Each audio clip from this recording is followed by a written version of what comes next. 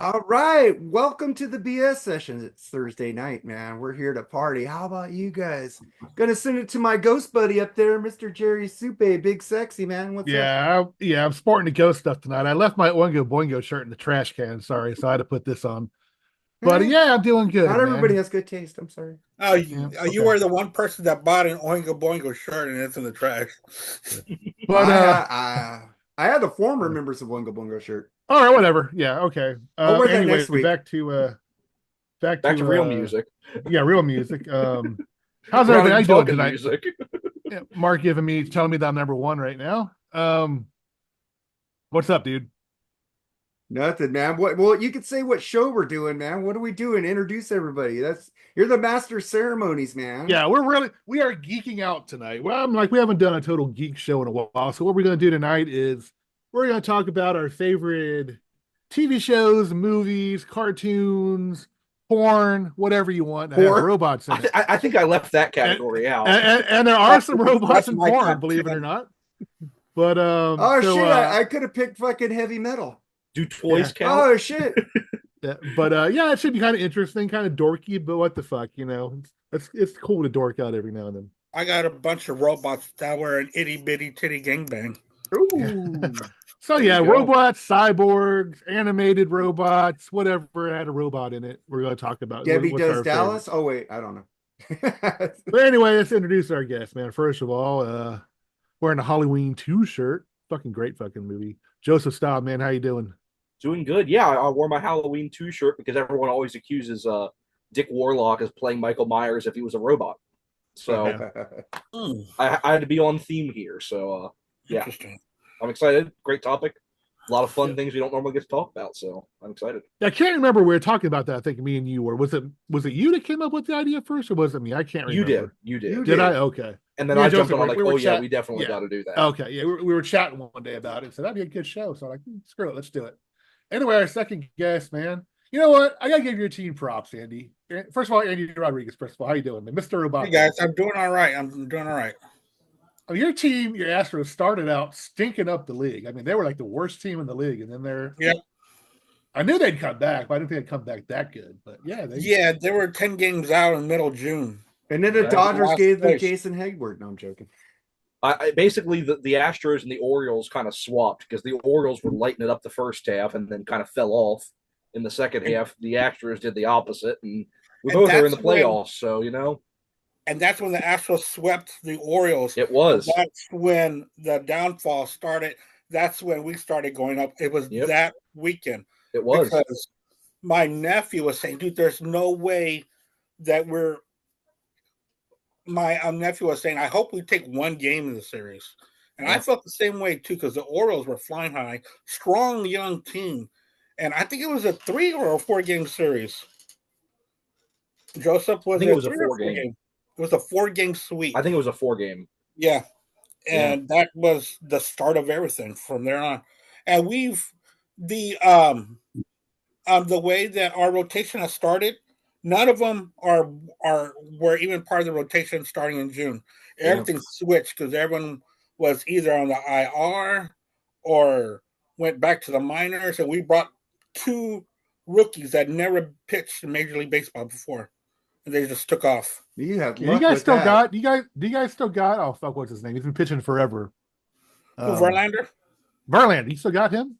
Yeah, but they might leave him off of the playoff roster Oh, okay. because of Wow, what really? they have right now. Yeah. Yeah. Wow. They If got a not, strong rotation right now. if not, they're going to talk him into coming out of the bullpen. That would, But I they're not mean, going to put him in the rotation. that's what I would think. That's They'd put tough. him somewhere. But anyway, Yeah. I want to say one thing, man, to our friends down in Florida, man. Be careful. We're wishing you all the best. Oh man, I've been through it personally. I know what it can do. It doesn't take much. It's a category 4 now. It's a category Yeah. 4, and it still is increasing. So I texted Edwin and Al and told them Yeah, I be did safe, too. man. Yeah. yeah. I love those I guys. spoke to Al this morning, and he said they're more inland. Yeah. And Edwin just texted, just sent me a message probably about 15 minutes ago.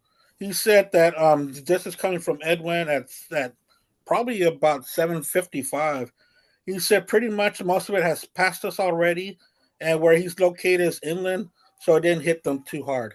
I texted Ralph Vieira too. He said it's a way away from him. So Yeah, he's South Florida. I don't know. I just hear Florida. He's on the other. He's on the other side too. Yeah. But they'll still get some of the rain and wind. But yeah, they're going to get some of the. It's supposed to come up here. Actually, we're getting a lot of rain here in a couple of days here. Yeah. And same thing with North Carolina. They're talking about North Carolina, where Nate and Eric is. And Eric, yeah. I mean, this thing is supposed to be a hurricane all the way up until Atlanta. I mean, that's something. You know what I mean? Like, wow. They're talking about 12 states being impacted by this. Yeah, hell, I mean, even up here in Pennsylvania, we're supposed to get some rain from it. Wow. Well, Tennessee needs the rain. I don't know about Pennsylvania, so the rain we could use. But, it's been raining up here for a week and a half every day. Yeah. But, I love that. All right. We wish you all the best, man. And like I said, it don't take much water to flood Florida. It really don't. I mean, it's already I mean, you put a shovel in the ground a foot deep, you're going to run into water. I mean, it's just, it's inundated. It's always been inundated with, flood possibilities. But anyway, speaking of baseball, I guess Mark's going to do some BS about baseball, man. What do you got? Well, before we get into that, I got audience participation before I forget, because by the end I'm a little buzzed and I forget about these people. And I told them I would say their name on the show. So I'll go through this real quick. Fan picks. Rand Vanover picks the Terminator series. Eric Luzier picks the Terminator. Todd Ferguson picks the Transformers, the movie, the cartoon one. Kevin Moore, my answer is Star Wars. Kevin McCrae, my friend at work. Sorry, I called you Moore. You're probably not even watching anyways. Star Wars. I was going to say, did the keyboard player from Dream Theater tuned in? Maxine Charon, Artificial Intelligence, AI with Haley Joel Osment. Amanda Belvin's Missack, Terminator, Ruby Roman. She's been on the show before. RoboCop. John W. Baylor, RoboCop.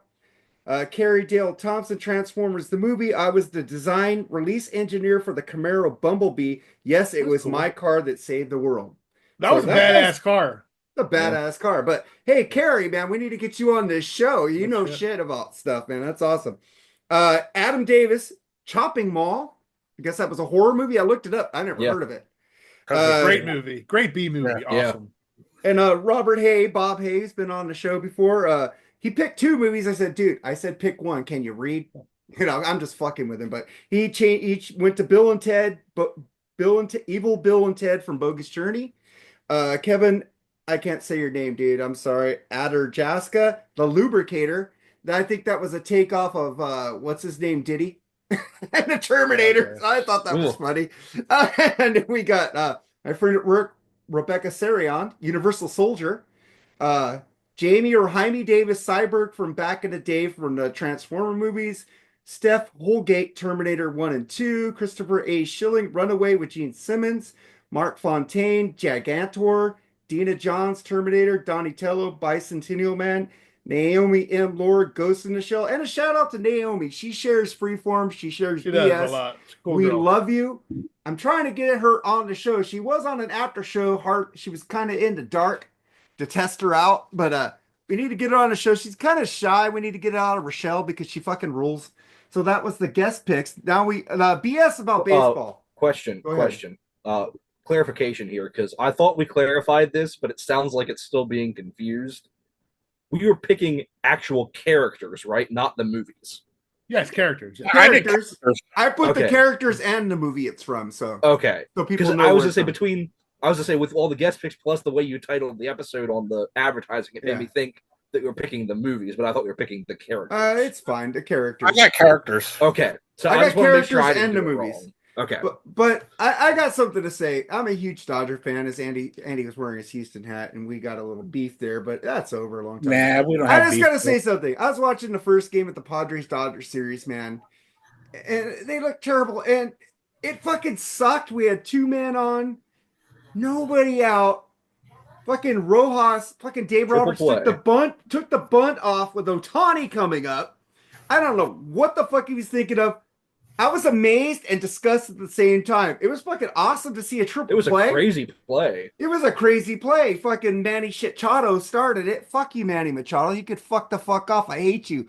And fucking Fernando Tatis You're a fucking asshole hitting that home run last night, dropping it like you're Superman. Fucking watching that fucking home run. I was hoping Max Muncy would have did that and pointed at you. Fucking asshole. I tell you what, though, Fuck the fucking Padres. They're fucking stepchildren of the Dodgers. That's why they're beating you guys. But we anyway, won last night, bitch. Yeah, but they got in the playoffs because of that triple play. Yeah. But anyway, if you guys get beaten in the first round, I guarantee you they'll fire Dave Roberts. Guarantee it. Okay, can I say one thing? The Dodgers have a shitload of injuries, and this guy gets them there every year. So did David Bell this year. So did David Bell. Yeah. He got you in the playoffs every year. The Orioles lost their entire starting rotation, pretty much. Dude, Mark. So do the Dodgers. That the team Dodgers don't need lost their entire starting rotation. That team don't need a fucking manager to make it to the playoffs, dude. Come on.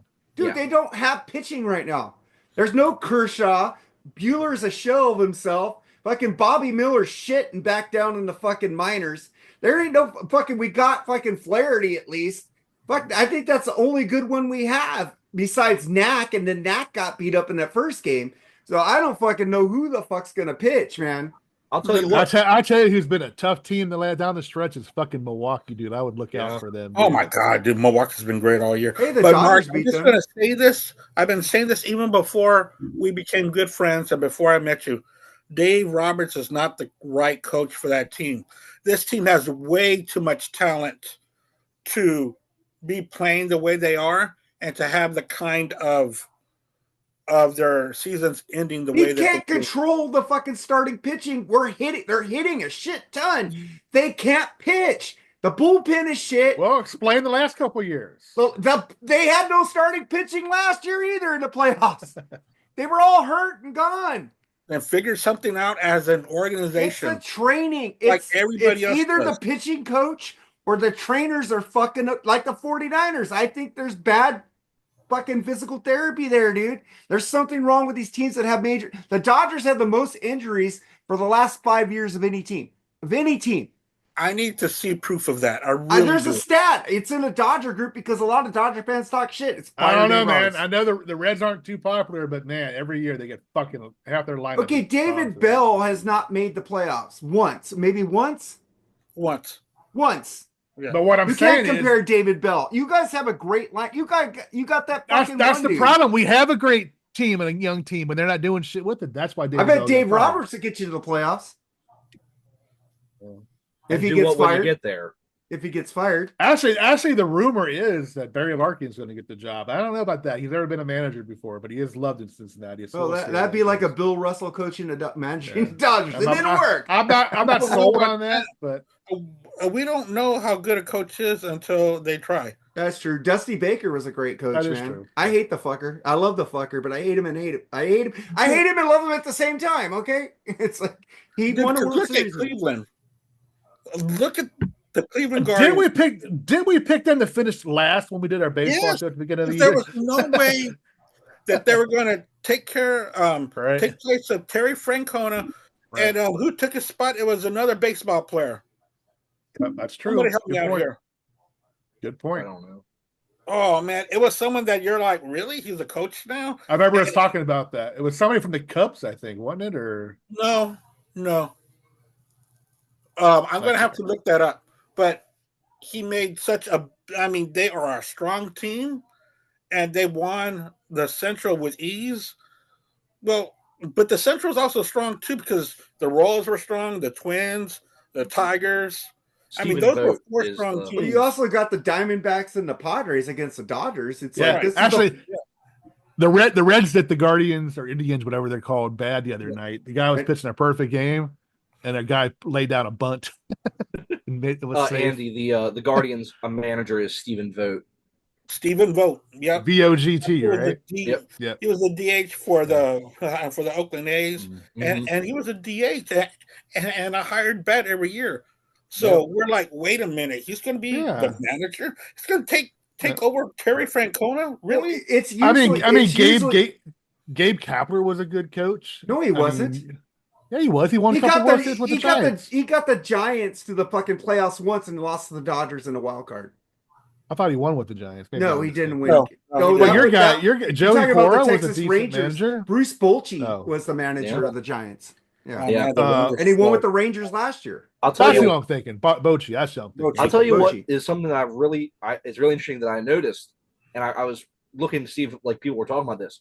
This will be the first season in a decade that no team has won 100 games. Yeah, I noticed that the other day. I was looking at that. Yeah, and I was a lot like, of no team's parity 100. this year. Yeah. Man. Well, also Wow. there was a lot of good teams that just stank it up down the stretch. Honestly, Yeah. There's no reason that it should have taken the Yankees until today to clinch the AL East. Because the Orioles have been stinking it up and the Yankees just weren't running away with it. Yeah. And the Phillies were kind of stinking it up for a while. For a while, yeah. And the Guardians weren't pulling away with it. It's one of those things where it's just there was a lot of teams that could have just run away with the whole thing. Well, the Guardians lost the division to the Royals for a day. Yeah. So Let me ask you guys a question about what I just said a minute ago about guy pitching a perfect game and in the eighth inning, dude lays down a bunt and gets a hit. Oh, Is that doing you pisses me dirty off. or just yes? Would that piss you off? Does it really? Yes. I don't think so. I mean, as a fan, I don't think it's a it's team. I don't. But think you want to get. It was a 1-0 game. Hey, so you're trying to get on base. I hate I it when can my see. team gets no hitted. So if my team laid down a bunt, they got that hit. Yes, it's embarrassing If to it get was- no hit. If it was a 1-0 game, then I understand. But if it was like a perfect game that was like 5 or 6 to nothing, that's just not. I mean, there's only been less than 30 pitched in the history of baseball. Yeah. Yeah, but the thing with baseball that I love it is that sometimes they do shit for spite, and I love it. Well, that's the Orioles. The Orioles last week were getting no hit with 2 outs in the 9th inning, and Gunnar Harrison hit a triple. Wow. And we still lost. Well, we're the only team that didn't give up a hit and lost the game. The Reds have a record. Reds got a reputation, dude. Okay, I love this so much, but I hate it. The Chicago White Sox can't even make history correctly. They are currently tied for the most losses in a season, and now suddenly they're winning. They've won 3 games in a row now. I would like them to get that record just because I love Chris Elia. Get rid of that Mets record for him. That's what pissed me off so much about the earlier this season when they were on that losing streak and they tied the Orioles from 89, but didn't break it, and it pissed me off. Oh, that's right. They did tie it for. I remember. Yeah, I remember that. I remember the Baltimore one because the guy on the radio show said he wasn't going to shave or do something until the Orioles won, or I forget what it was. I remember and that it was at the start of the season in 89. They started 0-21. 0-21. Yeah, 0-21. And the Reds, the White Sox tied that this year. They went on a 21-game losing streak, but won the 22nd game, and it pissed me the hell off. I'm like, you are literally wasn't that against the A's though? I think. Yeah. But I'm like, you are literally the worst team in Major League Baseball history, and you can't even give me that. Dude, you can't get that stain off of my team's history. Hey, can I say something about the A's? About you guys were on the Freeform Rock podcast when we talked about Green Day. Yeah. So Billy Joe Armstrong got banned from 2 Vegas radio stations because he was at Oracle Park, San Francisco Giant playing, and he went off about Vegas calling it a shit town because they're taking the A's and shit. He went off. So fucking dude, the guy's allowed to have his opinion. You fucking 2 radio stations, fuck off. That's a valid opinion. Especially with how shit of a way they're handling this whole thing. Yeah. And who listens to the radio anymore? Who cares if they're banned from the radio? 3 people that live on the streets aren't going to hear it? Come on. It's to be fair, I doubt Green Day from the homeless people. Okay. But to be fair, I doubt those radio stations were probably playing Green Day to start with. So yeah, and I didn't mean homeless people. I meant people walking by in the streets. No, I was saying the homeless people are probably the only ones listening to radio. They have no streaming services. I'm sorry, homeless people. I feel free, man. But let's get to some BS. We already started the BS, but let's get into this because I got a lot of fucking. I put the story up earlier today. Ted Nugent says James Hetfield's voice has soul. Hetfield. Hetfield. Hetfield. Whatever. Hatfield's and McCoy. I don't fucking care. I'm bad at last names, so why are we talking about Ted Nugent's opinion on James Hetfield's voice? Because exactly? A lot of people were going crazy on it, going, fuck that guy. Fuck him. Fuck. James Brown had a white bass player. This is what it'd be like. I go, what the fuck are you talking about, Ted? What is going on here? Well, I'm just saying, does James Hetfield's voice have fucking soul? Hetfield. It did when he sang that. It did when he did those stupid crooning songs on Load and Reload. Oh my god! I just thought that was funny. You guys got anything to say about that? Yeah, I think his voice may not be R&B soul, but it's got a lot of meaning to it. It does. It really does. Listen to Fade to Black. Yeah. I mean, his voice, maybe soul may not have been the right word, or maybe people think of it in just one way, but James Hetfield's voice still has a lot of meaning to it. Yeah. And the words that he says is very impactful. Yeah. He's not the stereotypical thrashinger that has almost no emotion when he sings. Right, exactly. He's not Mustaine or Tom Araya or Joey Belladonna has emotion in his voice. Yeah, he does. Sorry, but, Jerry. I mean, he's not like the traditional, like, just kind of shout into the microphone, which he can. I mean, he does that on certain songs. But on the songs that call for it, he has some really emotional passages in there, even on the early albums. I mean, listen to One. Mm-hmm. Yeah, he believes in what he sings. Yeah. And that's great. Joey I just wanted to say this before we move on. The Angels finished 4th, 6 games ahead of the Angels. I love it. Who? What? The A's? The A's finished 6 games ahead of the Angels. I love that. I got something to say. One of the guys that gave us Jaime Davis, he was going off on Judge has this, Judge has that. Sorry, Ohtani, fucking shit. And then one guy goes, why you like talking shit about Ohtani? Because he's a traitor. He didn't come back to the Angels. He didn't come back to my. I go, what do you mean? Do you know your owner is the worst owner in baseball? Did you actually know that Ohtani said he didn't get offered a contract by the Angels? They never contacted him. So how is fucking Ohtani a fucking traitor? Not just that. They allowed Ohtani to clean out his locker like in September the 1st. Yep. He was allowed to leave. Gone. That is horrible. Headed to the casino. How that team had both Mike Trout and Shohei Ohtani for that many years and didn't do shit. Well, Mike Trout's injured every fucking 5 days. Well, they have no pitching. They have no minor league system. It's a shit show down there in Anaheim. Yeah, man. Exactly. And to have those kind of 2 superstars and not even play above 500, fuck the playoffs.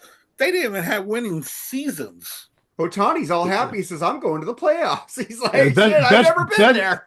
Best decision the Dodgers ever made was not have him pitch. Yeah. That just increases his chance of getting hurt by 100%. Well, he couldn't pitch because he was recovering from an injury. He'll pitch next year. I don't possibly in the playoffs, I heard. You don't need it with that staff you got. Maybe if everybody's hurt, maybe, but you don't need it. We don't have a pitching staff. What are you talking about? There's no pitchers there. I mean, he's a fucking DH, right? So, yeah. He's going to stay healthy. Kershaw really is a shell of himself. I love Clayton Kershaw. He's going to be a Hall of Famer. He's one of the greatest I've ever seen, but dude, enough's enough, man. He had a big toe injury. He couldn't, but when he was fine, he pitched like 4 good games this year. Right. But that last game, he couldn't push off the mound. So that's understandable. He had bone spurs in his fucking big toe. Yeah. He's probably not going to pitch in the postseason. So he's probably done for the year. Yeah, but he's got to be done. Let's get to something that fucking kind of pissed me off a little bit. Journey's Arnel Pineda or whatever reacts to criticism of his vocal performance at Rock and Reel, says he feels devastated after being criticized online. He fucking went on Facebook or wherever. He said, take a vote. Even the people who hated me when I didn't come into this, hated me when I came into the band, vote. Should I stay or should I leave? And he said, if you get 1 million votes that I should leave, I will leave Journey. And we know this band has a lot of fucking drama anyways. And Neil, Sean, and what the drummer, I can't remember his name. Gene Castronovo. They both came out in his defense. Ignore the heaters. Stop reading the comments, Arnel. Stop reading the comments. I've seen you twice, and you were fantastic. Yeah, I mean, everybody has a bad night. I mean, if his voice is gone and it affects the show for his whole tour, he might think about stepping down. But one And bad from show. what I was seeing, it looks like it is, unfortunately. Because I was thinking about going to see the Journey Def Leppard show earlier this year, but I saw some of the videos even early on the US part of the tour, and his voice didn't sound good. And I think that all this crap going on with Sean and Kane and the other guys is affecting him, honestly. Because the more they tour, because they're always touring, they never stop touring. They're running that poor guy into the ground. That's what happened to Steve Algeri. I mean, you try to sing like Steve Perry, first of all, it's just not an easy thing to do. No. The best guy that sounds like fucking Steve Perry is Dean Casanova, but he don't want to sing all the time. That guy's Which got honestly, and voice. I found that interesting too. If you look at the set list, Dean Casanova is only singing like one song. Mother, Father? He used to do Faithfully, Mother, Father. To do, like, when he was originally in the band, even when they first brought in Arnel, he would still do like 5 or 6 songs.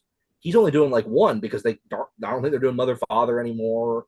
I think I don't know if it's his choice or what it is, but I feel very bad for Arnel because I mean he got basically handed the golden goose job however long, 20 years ago, brought out of nowhere to sing in one of the biggest bands in the world, right? And had to deal with a lot of really messed up bullshit when he got brought into the band. All this racist stuff about him, people that were really being very, very hateful to him for no reason other than the fact that he's Filipino, and did an amazing job. I mean, listen to all those live recordings from years ago, and that Live in Manila DVD they put out.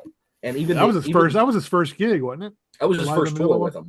Yeah. I thought it was the first show. I'm not sure it was the first show, but I know it was his first tour. But even the studio stuff they've done, I'm not a huge fan of it, but he sounds great on it.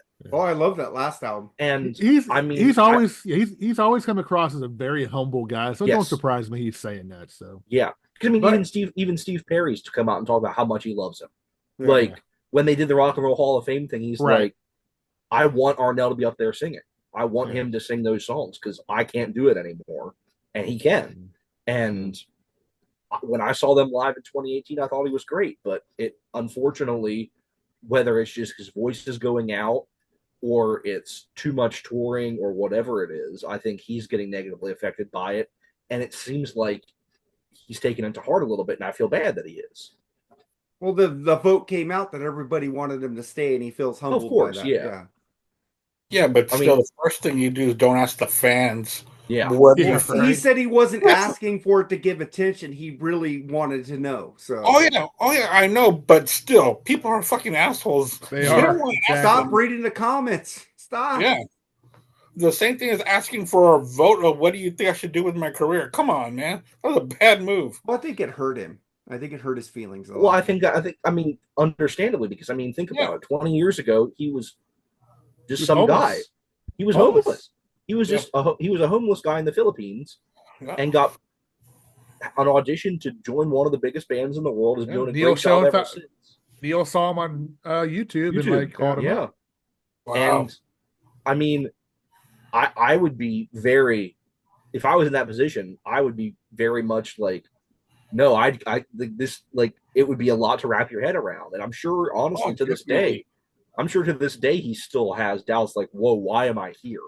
Like, I don't deserve to be in this. Like, and then of course, anytime you start hearing that negative kind of comments, you're gonna take it to heart because of course. It says here he's got a net worth of $20 million now, from nothing to having $20 million. $20 million net worth. And you know what? I'm happy for him. I'm very happy for him. Yep. And you know what? He's up there doing what he loves, and even if his voice is starting to get negatively affected by it, as long as it's not affecting his health, that's when it becomes you need to do what's best for your health. Yeah, that's what I loved about the album Steve Algeri did and the album that Arnel did. They were allowed to be Arnel and Steve. They didn't have to sound like Steve Perry did. Well, I like the 2 albums Arnel did. I like them both. Yeah, they've done. I didn't care for the last one they did. I liked, but it was the one. It was the Journey. It was the Walmart exclusive one. I thought it was awful. What was it? He did 3. Yeah, 3. Yeah, Revelations was the 2-pack with like the re-recording, like the Sonic Boom kind of thing. Yeah. Eclipse. I like Eclipse. That's the one that was in like every single Walmart ever. Yeah. Yeah. And It's they had in, they had a lot of them left over, and it's still there. It's still there. It's like finding Chinese democracy everywhere. I don't. And see then that they did anywhere. that, and then they did. Oh, I see that thing everywhere. Like if I go to an antique store, I see like 10 copies still sealed, like straight from Best Buy. How much do they cost? Because I've been looking for that CD. Chinese democracy? Yeah, I see that everywhere. Really? Yeah, I'll send you mine, Jerry. Yeah, if you could, I'd love it. That's my second favorite GNR album. Look, he's got it right there. Of course. Get out of town. I like that album. I have no problem with that album at all. I love that album. I love that album too. I'll send it to Jerry. Hey, and that was the best band that he had. Hey, you guys are doing a perfect segue here. You know that, right? You talked about GNR. We're like a Pink Floyd album, man. We just it's like I was gonna say this story for after, but you brought up GNR, so it'd be stupid to bring it up later. Duff McKagan says there's more Guns N' Roses music to come sooner than later. Oh God, please no. No. Please no. I've heard enough. I had to sit through last year. I had to sit through both of those new songs. What if it's Slash and Duff writing it with them and not old Chinese democracy songs though? The General was awful, and that was leftover songs. Absurd. But Slash and Duff had nothing to do with those songs. I don't care. They still put them out. They still thought it was a good idea to release them, and not only release them, to repeatedly play them live. Take Izzy back from his Olive Garden job and let him write a couple songs with them. Izzy's rich. He doesn't care about. I'll tell you what one of the saddest things ever right now is Steven Adler. Oh yeah. Oh, it's bad. I thought I he was doing good for a while. Yeah, I heard it's going south. Yeah. The first couple times I saw him at M3, he did really good. He had a great band with him. Yeah, he did. Last year when I saw him, he could barely stand up. Yeah. Oh wow. He was so out of time and out of sync with everything. Like his band was trying their best, but it was not good. Yeah, it's kind of hard to cover for a drummer. I mean, they're the timekeeper of the band. So yeah. Sad. All right. So, what do you think about Guns N' Roses' new music, Mr. Roboto? Yeah, I would not care for it, and that's because I'm a big Guns N' Roses fan. But dude, it's already been almost 2.5 decades. It's been almost 20 years since Chinese democracy already. Yeah, and I don't even count Chinese democracy. So it's been a long time since you Illusion 1 and 2, the parts that I enjoy, and it's over. I mean, I don't want to hear new music from them at all, because the little singles that they've been putting out there here and there, it's complete garbage. I mean, it's like they're competing with Motley Crue right now. Both of them are they're both losing. And they're both at the starting gates without a first step at all. So I do like what Slash is doing with Miles Kennedy and with his own band and all that. His music sounds very inventive, very vigorous. I don't hear that coming from the Guns N' Roses camp at all. And Duff McKagan, what he does with his solo stuff, being punk or doing his brand of music, that's good too. But I just see Axl just having the reins on them guys, letting them know, remember, this is my band. You guys are hired to play what I say. Yeah. I think he may have, let up on that a little bit. He kind of had to. That. Well, yeah, they seem really happy on stage together. They play Velvet Revolver live. There's no way they do that if Axl was like. Right. Yeah, that's true. They do Velvet. You know what? Slither. Guns N' Roses, they deserve at least listen. But yeah, I'm not. My hopes aren't high. I listened to those new songs they put out, and I was going, okay, I'm done. Yeah, Hard School was okay. Yeah, the worst song okay. Absurd was awful. The worst song ever from somebody we haven't heard in a long time was Billy Squier, man. Holy shit. I like that song. Was terrible. I like that song. Only Girls or something. I can't remember. I like that song. It was fucking god awful, man. And Guns N' Roses came out with that song, The General, or that was all bad. Yeah. Oh my god. I'm glad that I saw them before that came out last year, or otherwise I would have had to sit through that live because they started playing that live too. I don't even revisit this. Imagine going to a Guns N' Roses concert at the end of last year and seeing them play all 3 of those new songs because they were doing it. And imagine what they were cutting to put those songs in. Because when I saw them, they played the 2 that were out at that point. I had to sit through and play Absurd and Hard School. At least I got to see them. They played Madagascar, which is really cool. I like Madagascar. But they played some good stuff, like some good deep cuts, but I had to sit through those 2 awful songs. Yeah. Well, you need a pee break, man. So yeah. But it was a great show. They played for 3 hours. Yeah, I saw them, at least 10 years ago when they first did that Not in Our Lifetime or whatever it was.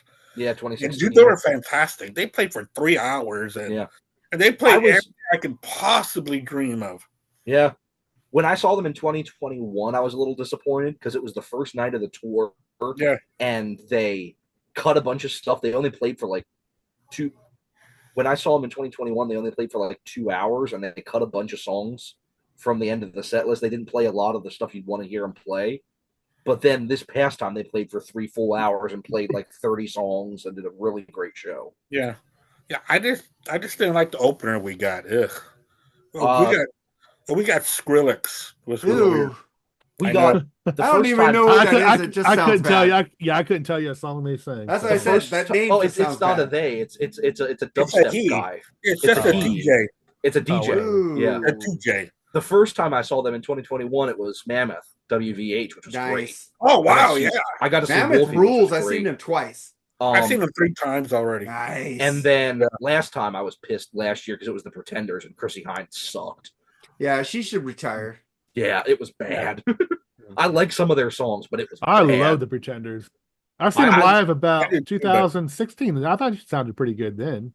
It was not good last year. Old. Yeah.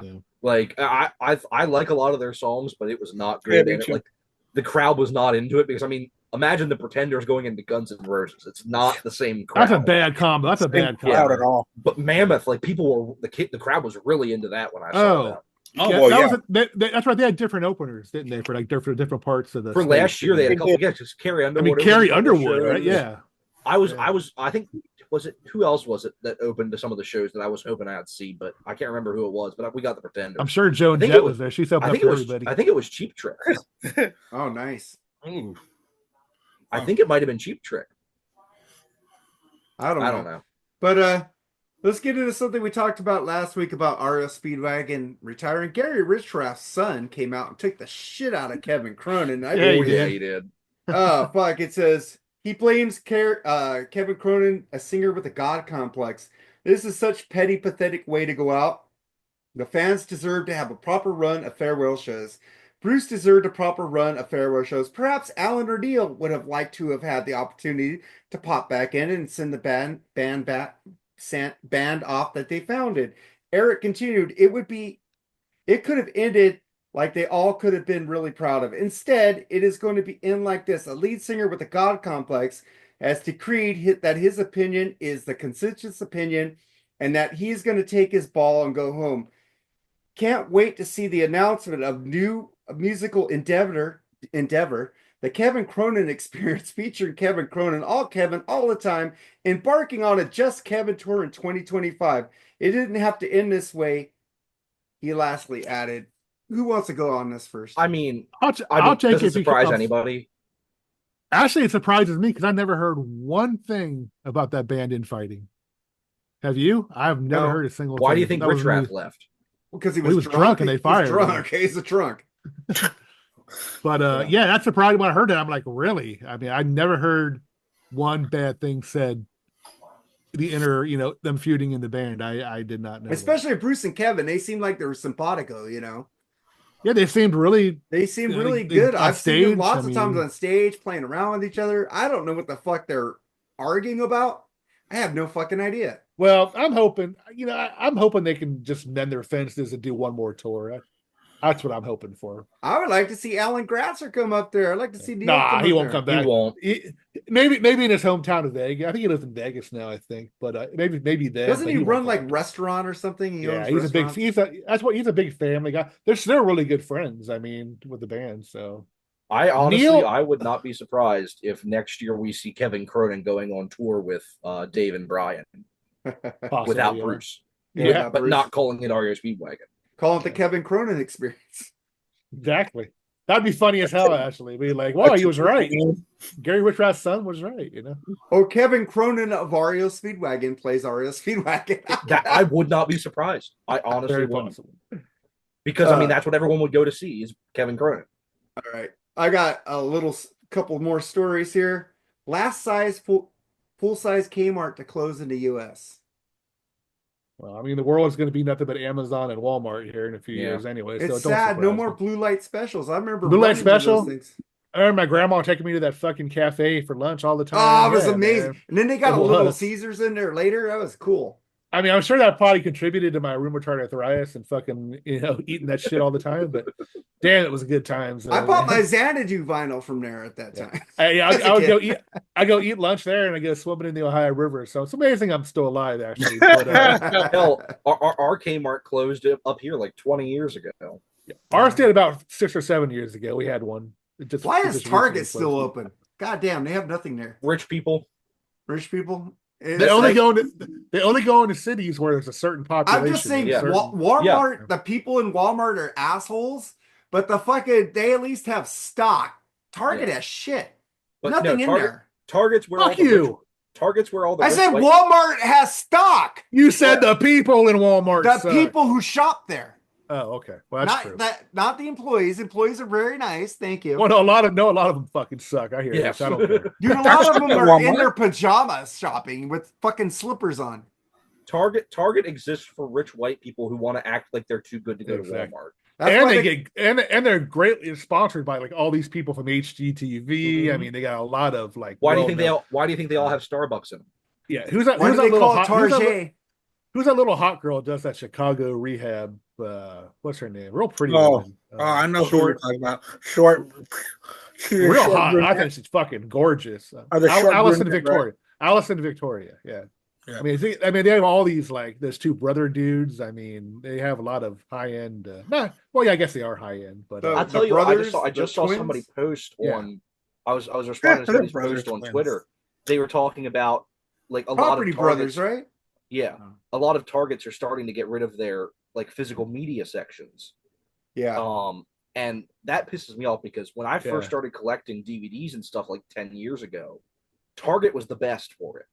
Target had one of the best. They had Target exclusives and everything, man. Well, they're vinyls. They still do a lot of vinyls and CDs. Yeah. It's mostly Taylor Swift in there. But their DVDs they're getting almost completely rid of. Yeah, those are gone. And for when I first started going to my local Target, they had like 6 or 7 aisles worth of DVDs. Yep.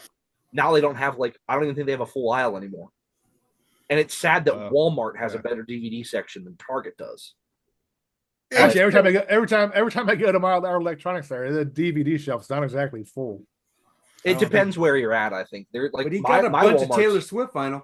My Walmart has some really good stuff around, but my problem with Walmart vinyl is they don't get hardly any new ones. At least our Walmarts don't. It's always you already got the ones already. So it's like Queen and the Eagles, but it's all like the colored vinyls and that kind of stuff. And they got like 100 fucking movie soundtracks. It's like Guardians of the Galaxy and shit. Like, they wouldn't buy that shit. Hey, Walmart's where I bought all the Led Zeppelin 180 grams. Yeah, I use my 10% discount too, so I get a lot of them there as well. But they hardly get anything new. Yeah, they don't. I mean, unless it's like well, they had the new Pearl Jam. Yeah, they had one David Gilmour CD, his new album CD. That new album came out, and I forgot about it. I didn't like it. What I heard sucks. It does suck. I'm sorry. There's 2 good songs on. There's 2 good songs on it. But it doesn't mean you buy 2 really good songs. All right, one last story. Except Mark Tornello says the United States is not a metal territory anymore. Any thoughts on that? He's 100% correct. Yeah. We've known that for a while now. Yeah. Except you can go over in Europe and play these giant festivals in front of thousands and thousands of people. And over here, they're playing like a couple 100-person clubs. Yep. Yeah. And they're still great. And the people that want to see them are still going to go see them. And it's sad for the people like us that live here and want to go see these bands, and unfortunately they don't tour around a lot. At least the European ones don't anymore, really. Yeah. At least Unless you're there's Iron a lot Maiden. there's a lot of great European bands, but they can't afford to fucking come over here and play. Right, And, yeah. unless Especially you're because they're Iron not gonna Maiden or make money. Judas Priest, you know, Well, yeah, and unless they're you're like getting a big old, name. man. Yeah, unless you're like a big name. Yeah. It's Yeah, like it's like Alter Bridge goes over there and plays stadiums. Yeah. It's like, Yeah, and those European bands won't come here because it's not worth it for them to spend so much money to come play for a couple hundred people. Yeah. Even though those people will be rabid, great fans, but the money's not in it. Yeah. That's like the band that I really love that I've been talking about on some different shows lately, Marillion. Yeah. They've literally done 3 U.S. tours in the last 30 years. Well, Because and they tour a lot out there in Europe. They tour all the time in Europe, and they do what they call Marillion weekends, where they'll go to different countries and they'll play like a 3-day festival. So kind of like what Metallica's doing. Yeah. But it's 3 days. They'll play 3 shows, 3 nights in a row at the same place, and people will like buy like a festival pass for it. Right. And they do like these special sets where like each night is a special thing where they'll either play like a full album or they'll do like a theme night or different stuff like that. They put all these live albums out from it. It's really cool, but they do them in like they do it in like 5 different places in Europe, and then they do like 1 in Canada, but nothing in the US because they don't make money in the US, unfortunately. And I wish they would. And literally the last time they toured here was 2018, which sucks because I didn't really know about them back then. But when they come over here, they play these tiny little places. They'll play like a club, and they'll lose money. And they're losing money because they're having to get all their gear and all their crew over from Europe for everything that Marillion puts into their music. Exactly. I'm not a big fan, but I know everything that they put into it. Yes, they put on a hell of a show. Full scale, kind of like Genesis or Dream Theater type like shows. Yeah. Yep. All right, man. Before we get into our top 11 characters of droids, androids, and cyborgs, what is it, Jerry? Say it again. Androids, cyborgs, robots. I just want to give a shout out to my girlfriend. She rules. I've been dating her. I haven't been talking about her on Facebook because I don't want to jinx it. Because I talked about the other ones and they went away. Well, I only had one girlfriend since my wife divorced me. So that was Michelle. But Jennifer, you rule. I hope you see this. We're watching a Dodger game. We're texting about the Dodger game right now. She's a huge Dodger fan. She's taking me to my first hockey game on Saturday. So I get to see the Ducks and the Kings at the Ontario Reign preseason. And she has season tickets there. So I'll probably be seeing a lot of Ontario Reign games this year. So live hockey is awesome. I've never been, dude. I've never been to an NBA game either. So I need to go. She wants to bust my cherry on the NBA too. So that's fucking pretty cool. You never been to a hockey game, Mark? No. Oh, well, even I have. But the people I'm with don't like hockey. I'm the only one who likes hockey, whoever I've been with. The only people who I went to baseball games because I like baseball. That's about it. But Jennifer, you rule. See you Saturday, baby. Awesome. Let's get into it, Jerry. All right, let's get our top 11 robots, androids, whatever, you know what we're fucking doing. Well, let's start out with you, Joe, man. What's your number 11? All right. So my number 11, a nice little fun one to start out with. I'm going to throw a Disney movie in here, and that is the title character from one of my favorite Pixar movies, WALL-E.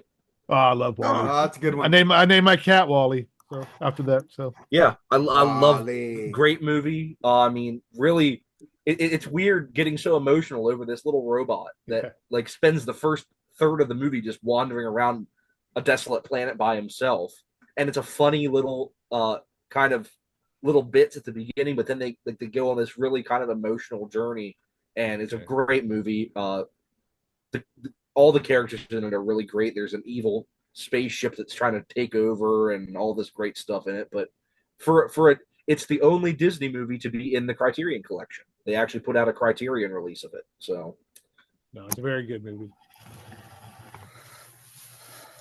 All right, Andy, what do you got? Let me see here. Let me see where I'm going to start off with. Because most of the time, as you guys know, I'm not a big sci-fi guy. So when I saw this come up, I did not answer it until I was able to come up with at least 11.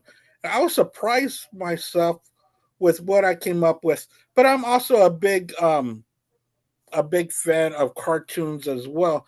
But I'm going to start off with Sicko, Sico. He was the robot that was in Rocky 4. That he was. Oh my god, that's a deep one. And then Paulie changed the voice to a female, right? Yeah. Happy birthday, Polly. Happy birthday, Polly. And it had that big ass freaking light that lit up the whole house. So that's what I started off with. I'm gonna come up with more what's the word I'm looking for? Obscure? No, not obscure, but more I'll think of the word later. All but right. I'm gonna start off with Sicko. I don't even know that's how you're pronouncing. Out of the box. No. Well, I guess robots and stuff have to be in the box, so never mind. Mark, what do you got? I got my number 11 is Adam from Real Steel, the robot. Never saw that movie. Oh, that's a good movie. That's with fucking Hugh Jackman. Hugh Jackman, yeah. It's a really good movie. I like it. It's like a fighting robot, and it's got a lot of heart and soul to it. I like that movie. I need to buy that. Yeah. All right. Well, my number 11 is from one of the greatest mythology movies and the original Clash of the Titans, Boobo the Owl, man. I love that little fucking thing, dude. He was annoying but cute and just kind of cool. I mean, I can just see a metal bird flying in the air. It was just, I just thought it was so cool for that movie. I love that movie. That's one of my favorite movies of all time. Remake sucked. Sorry, yes. Sam Worthington. I love you, Sam, but man, you're terrible in that role as Perseus. But yeah, I mean, the original Clash of the Titan, you just can't beat that, man. I mean, as far as Harry Hamlin, yeah, the Calabos character, he was awesome. It was so cheesy, but it was so damn good. Yeah, Ursula Andress as Aphrodite. I mean, fuck. Yeah. Sir Laurence Olivier fucking being Zeus, just great fucking cast. Yeah. Fucking Mick, what's his Mick from Rocky? Burgess Meredith. It's a great fucking cast, and I always thought Boobo was kind of cool. That was kind of cool though. In the remake, they did show like a broken down Boobo, like in some kind of junk pile or something. I remember that was kind of funny actually. But anyway, enough of that fucking now. That's my number 11. What do you got, Joe, for number 10? All right, my number 10. It is a character that has been popularized more recently in the past few years by a TV series that was a remake of a very great movie from the 70s, and that is Westworld. And that is the character of the gunslinger played by Yul Brynner. And he is pretty much playing an evil robot version of his character from the Magnificent Seven. And so it's kind of funny to watch Yul Brynner playing this evil robot cowboy that's just out killing everybody because he thinks that's what he's supposed to do. Isn't he dead? What? Yul Brynner's really dead, right? It's like AI or something? I don't know if he's dead or alive. I couldn't tell you. I don't know. Like in like the actor Yul Brynner? The actor, yeah. Yeah, he's dead. Okay. This movie came out in the 70s. Oh, okay. My bad. I was thought you're talking about the series Westworld. No. The movie from the 70s. Oh, okay. I never saw it. My bad. Yeah, really good movie. It's basically about like what if a Disney attraction went nuts and started killing people. Yeah, I started watching it, but I never finished. I used to have a crush on that girl. Mm-hmm. What's her name? She's like half black, half white. I think she's real. Yeah, I know who you're talking about. I can't think of her name. But anyway, that's a good pick. I mean, I never saw that movie, but I did kind of like that show, so I need to go back and finish it actually. All right, so Andy, what do you got for number 10? My number 10. That's what I was going to say. Pop culture is where I went through because that's why I know the most. And my number 10 is a robotic dog, or cartoonish robotic dog. I'm talking about Dino Mutt. That was that was the sidekick to Blue Falcon. If y'all remember Blue Falcon, it was a Hanna-Barbera from the early 70s. Mm-hmm. And Dino Mutt, for some reason, he was also Scooby-Doo's cousin, like down the line. Yeah, they did like the Scooby-Doo Dino Mutt hour. Yeah, and they were cousins. I don't know how. But I just thought that was Scrappy. No, Scrappy was a nephew. Come on, Jerry. I don't know. It's been a long time. We don't talk about Scrappy, okay? Scrappy was a nephew. Scrappy sucked. He took away fucking the other characters. Yeah, Fuck that. The last Scooby-Doo thing I've seen was actually a porn movie. So, you didn't watch Kiss and Scooby-Doo? No, fucking spare me. I thought you would. Yeah, but I saw it.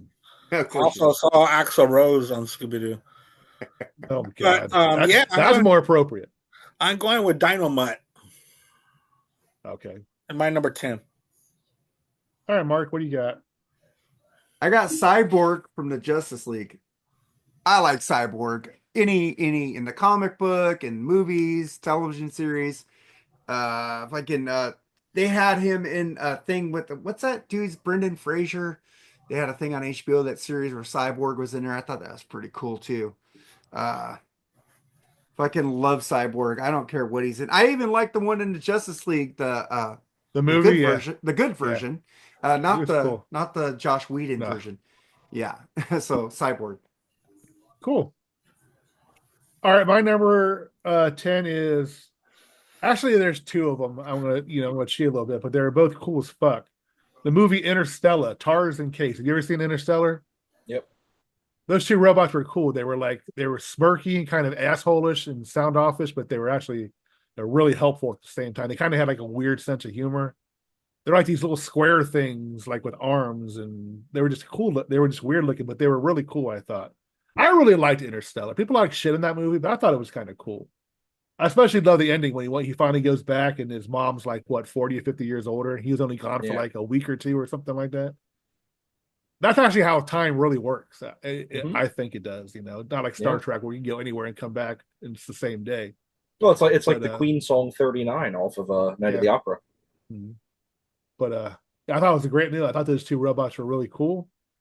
One of them stayed with Anne Hathaway. One of them actually was broken down. And I think Matthew McConaughey tried to fix them at the end, I think, go back and look for the girl, I think. But anyway, just Tars and Case from Interstellar is my number. Okay, that was 10. Doom Patrol on HBO with the Cyborg. That was pretty cool. Yeah. All right, Joe, number 9, man. All right, so the first Ridley Scott movie on my list, there may be another. Roy Batty from Blade Runner, portrayed by Rutger Hauer. I knew one of you guys were going to pick that one. I mean, one of the most kind of philosophical explorations of artificial intelligence and cyborg technology, of like a film about basically them trying to commit genocide against cyborgs, and basically this guy coming to terms with his existence and all this stuff, and eventually dying at the end. Spoiler alert for anyone who hasn't seen Blade Runner. But a really great performance by Rutger Hauer, and just a really great kind of well thought out universe, and these characters are really, really well portrayed, and specifically Roy Batty. But yeah, so Blade Runner, Roy Batty. Good pick. That's a great fucking movie. I'm gonna watch that again soon because I haven't seen that in years. I didn't care too much for the sequel, but I wasn't a big fan of it. Yeah, I wasn't either. It seems like they just lost a lot of the oomph from the first one, in my opinion. But all right, Andy, what do you got for number 9? Yeah, my number 9 is going to be the Conky 2000. And you had to have Conky 2000 because how else are you going to know what the word of the day is on Pee-wee's Playhouse? He would come out with the word of the day, and a little piece of paper would come out, and he would talk to Pee-wee throughout the day. So the Conky 2000, he sounded like a clunked up lawnmower. All right. I was never a Pee-wee fan. I love Pee-wee Herman.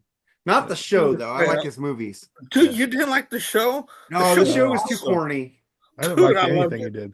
I like corny. I like Strange Brew, but that show was just too weird. Dude, it was bad. It would come on Saturday mornings at 9 a.m. I would watch it with my little sisters. That might be the age difference there between us there. Well, we're not that far apart. Yeah, we're not that far apart. But then, again, my sisters are 8 years younger than me, so I would, spend time with my sisters, of course. So, but still, it was a great show. So the Conky 2000. All right, Mark, what do you got? All right, I'm gonna pick Robot from the TV series Lost in Space. Warning, Will Robinson. Warning, danger, Will Robinson. Danger, and warning. I love the fucking robot. Wasn't that robot in one of those science fiction movies? He's in a lot of them. Yeah, he's in a lot of them. That same robot. Yeah. Fucking. He was in an episode of Columbo too. Believe it or not. Oh, yeah. Shit. I love that robot. Even that fucking corny movie with fucking the guy from Friends. It was fucking pretty cool. Robot Lost in Space, man. Cool. I'm gonna have to go with a Ridley Scott movie myself and go with the original Alien, Ash. Dude, that dude was creepy, scary, and just fucking just badass, kind of just an evil. I don't know what it was. He was just an awful fucking character, and I was so cool. And Ripley hit him with that fire hydrant, and his head is in the blood, the white blood and shit. Mm-hmm. And then Parker comes in and like really knocks the shit out of him, and his head comes off. Just really fucking cool. And it was really cool, however, that Ian Holm, they actually used his likeness in the new one. Yeah. I don't think his family appreciated that too much from what I hear, but don't think so. It was kind of cool. It is kind of cool sometimes when they do that. The first time I noticed when they did that was Rogue One in Star Wars, when they did Princess Leia and Grand Moff Tarkin. That was actually what about that Genesis, that Terminator where they had Arnold Schwarzenegger? That was horrible.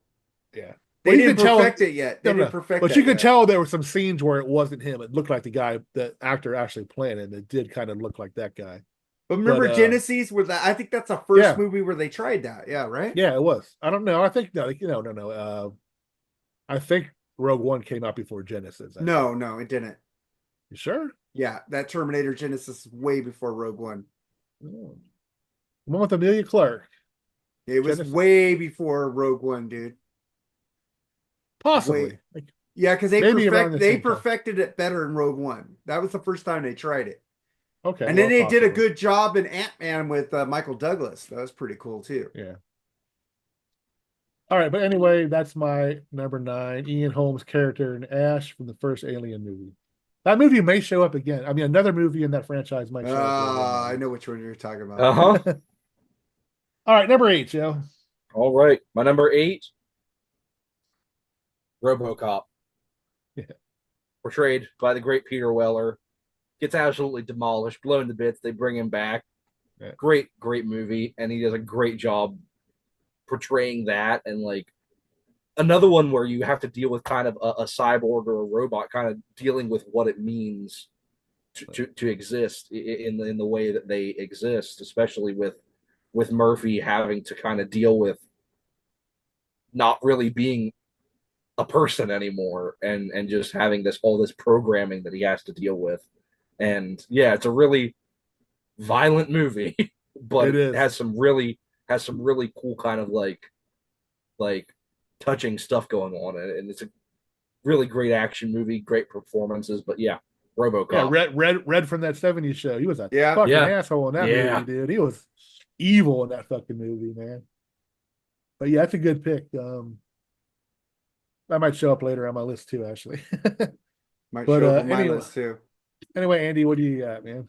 Number 8. Yeah, like I said, my list isn't nothing like y'all's sci-fi movies and all that. But this was mentioned by one of y'all's fans on y'all's page.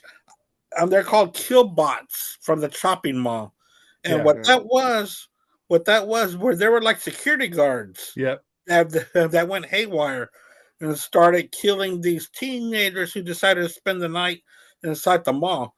And they didn't have passes. They didn't have their passes, man. Yeah. And it was time for them to leave, and they wouldn't leave. Yeah. So the killer bots killed them in different ways. And it was like in 82 or 83. So it's one of those 83 slasher films, and they're so good. Yeah. If y'all haven't seen it, it's on Tubi like all the time. It's on Pluto too. I see it every now and then. Yeah. But what now, Joseph? Were you going to say something, Joe? No. Yeah, it was by Adam Davis. He picked Chopping Mall. He's also on thatmetalstation.com every week in the chat room. Really cool dude. Okay. He was just he was just on the plug with Bushy and Metal Mike, so check it out. Good episode. Oh, was that the super fan episode? Yeah, that was Adam Davis. Okay, right. I get a shout out by him on there. It's fucking pretty cool. I liked it. Oh, wow, that's neat. I haven't seen that episode yet, but I want Really to. good. Cool. All right, Mark, go ahead, man. Tweaky. Buck Rogers. Tweaky, man. Tweaky. You can't have a fucking robot show without fucking Tweaky. Tweaky rules. Gil Gerard rules. Connie Selica rules. That show rules. Connie Selica. You mean Aaron Gray? I mean Aaron Gray. Fucking, they look alike though a little bit. No, they don't. They're both beautiful women, but they don't look right. Connie Selica's more Aaron Italian. Gray. Aaron Gray. Fucking cool, man. She was in Hotel. Yeah, she was great, man. Then she was in that fucking. Selica was in Hotel. You know what sucked about Tweaky when I did it? They took Mel away. They took Mel away, and it sounded weird. Yeah, it did. It's like that's when it was going downhill. They brought in Hawkman and shit like that. It was just getting stupid, man. At the end, I'm glad they ended it while they could. I do want to get the complete series, man. I have it. Cool. It's cool to watch every now and then, because you can't see it streaming anywhere, so you got to kind of buy the DVD. So. Oh wow.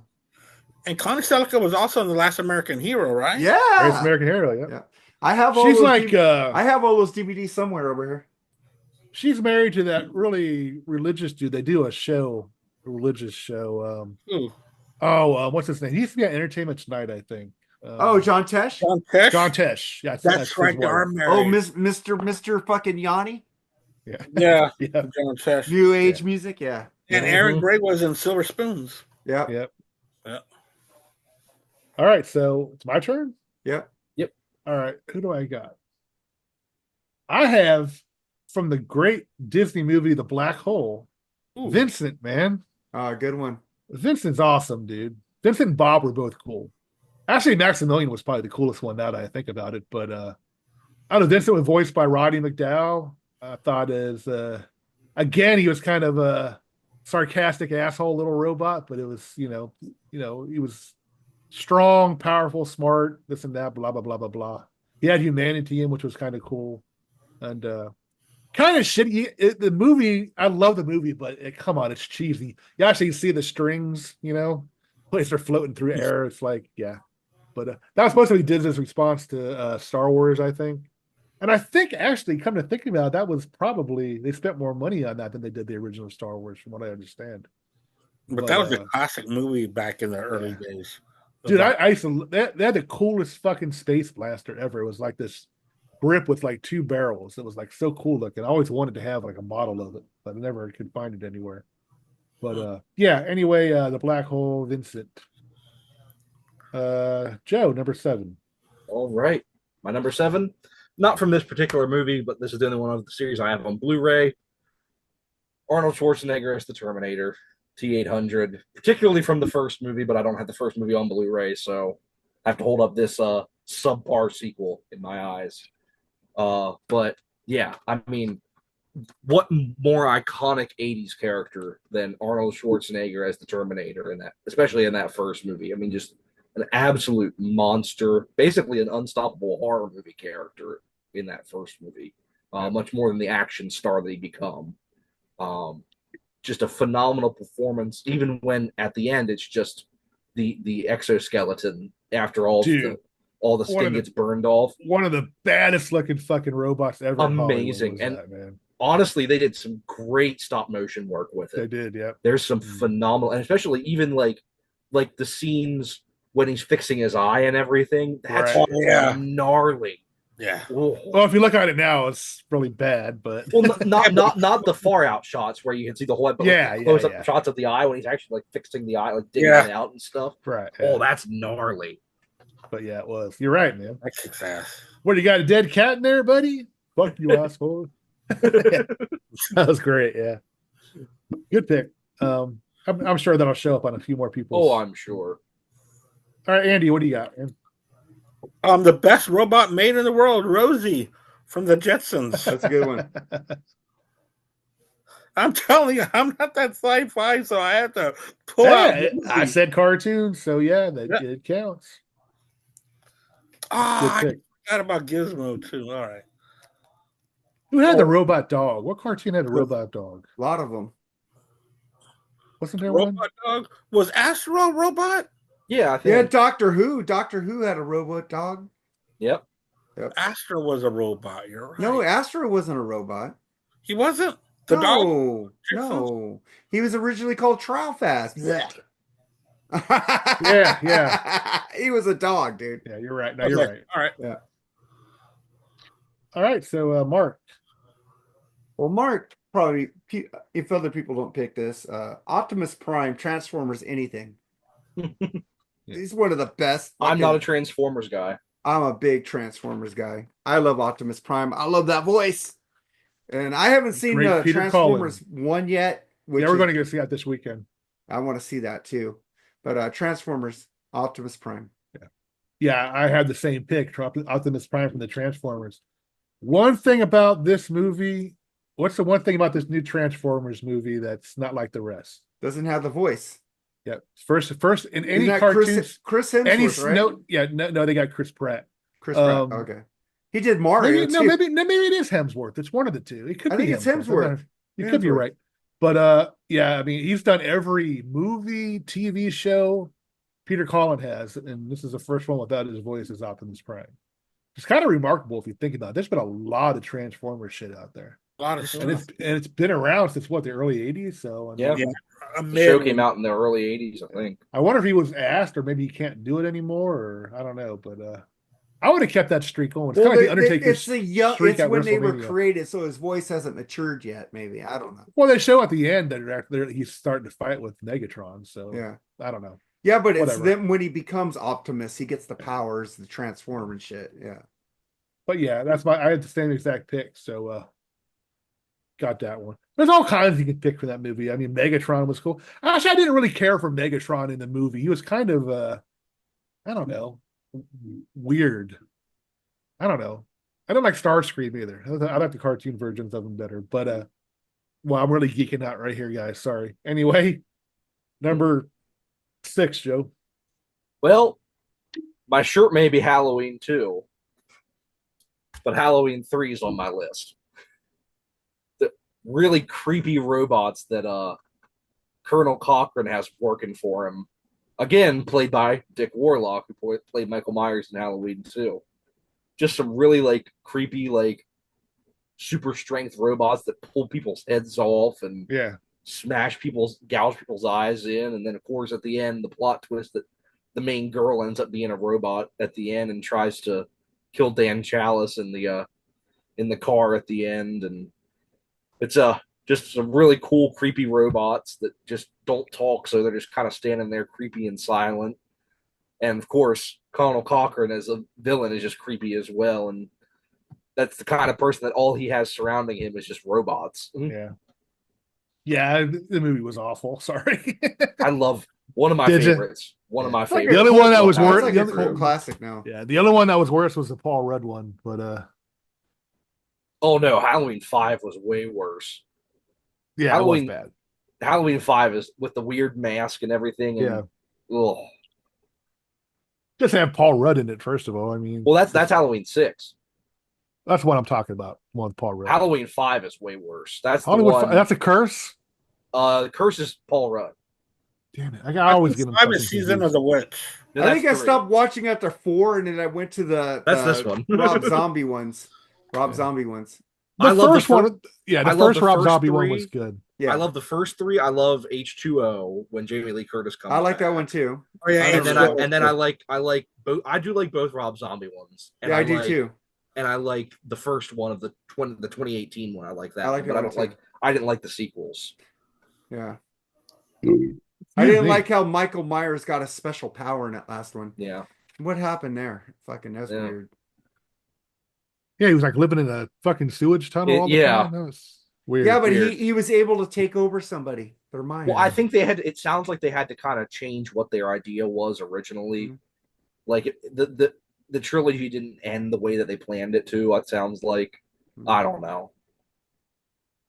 Well, they kind of made it no doubt that he's dead. I mean, he's dead. They put him in a garbage compactor. Yeah. He got shredded pretty good, so I don't think he's coming back. But all right, Andy, what do you got? What number are we at? 6. Number 6. Number 6. Short Circuit. Johnny 5 is alive. That might come up later. Johnny. I was in love with Ali Sheedy until she started making all those depressing teenage movies. But She was so beautiful. She made those depressing teenage movies before Short Circuit. Okay, well, I didn't like those before then. You didn't like The Breakfast Club. Yeah, that's way before Short Circuit. I did not like The Breakfast Club. I thought she was adorable in War Games. Oh, yeah. Yeah. That was before The Breakfast Club. She's the maid. I don't know why I watched that. Made to Order? Yeah, Made to Order. I liked her in Psych playing a crazy lady on the TV show, too. Which one? Psych? Psych, yeah. Oh, Psych, okay. Yeah, so I didn't dig that one, and I didn't dig St. Elmo's Fire either. Oh, I love St. Elmo's Fire. I love Rob Lowe. Anything Rob Lowe. I love the song. I don't like the movie. Yeah, you like John Parr? I thought the movie was awesome. I love the movie. Yeah, there's something about I like the Rat Pack when they were separate, not when they were together. You like the Mighty Ducks? Movies? Huh? You like the Mighty Ducks? Yeah, I did. Yeah, it's a good movie. Oh yeah, Judd Nelson's best movie was the fucking New Jack City, man. He was awesome in that movie. You didn't like From the Hip where he played a lawyer? I thought that was pretty cool. That was and I liked him in Airheads too when he played that record. Oh, I liked Airheads too. Oh yeah. So I liked them separately because I loved Rob Lowe because I thought Rob Lowe was so cool because he was one of my favorites when I was a teenager. But something about those movies that just I was like, really? Hey, Rob Lowe's best movie is Rob Lowe's, I think, Oxford Blues or fucking About Last Night. Yeah, About Last Night was good. Oxford Blues was good, and so was Class. I liked. Class was good too. He was in The Outsiders too, right? Outsiders, yeah. He was in The Outsiders. The great movie Tommy Boy. Tommy Boy. Yeah. Oh, he was great in Tommy Boy. Yeah, he was. He was also good in Wayne's World too. Yeah. Yeah. Wayne's World. One of those two. He was in one of those. Yeah. He was in Wayne's World. Second one. In Wayne's World. Second one. Yeah. He was like the manager. No. Yeah. It was the first one.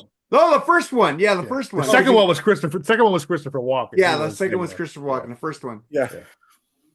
Yeah, and all right, he had a pretty good show. I think it's still on Netflix, where his son comes out, and dude, oh my god, his son is almost a splitting image of him.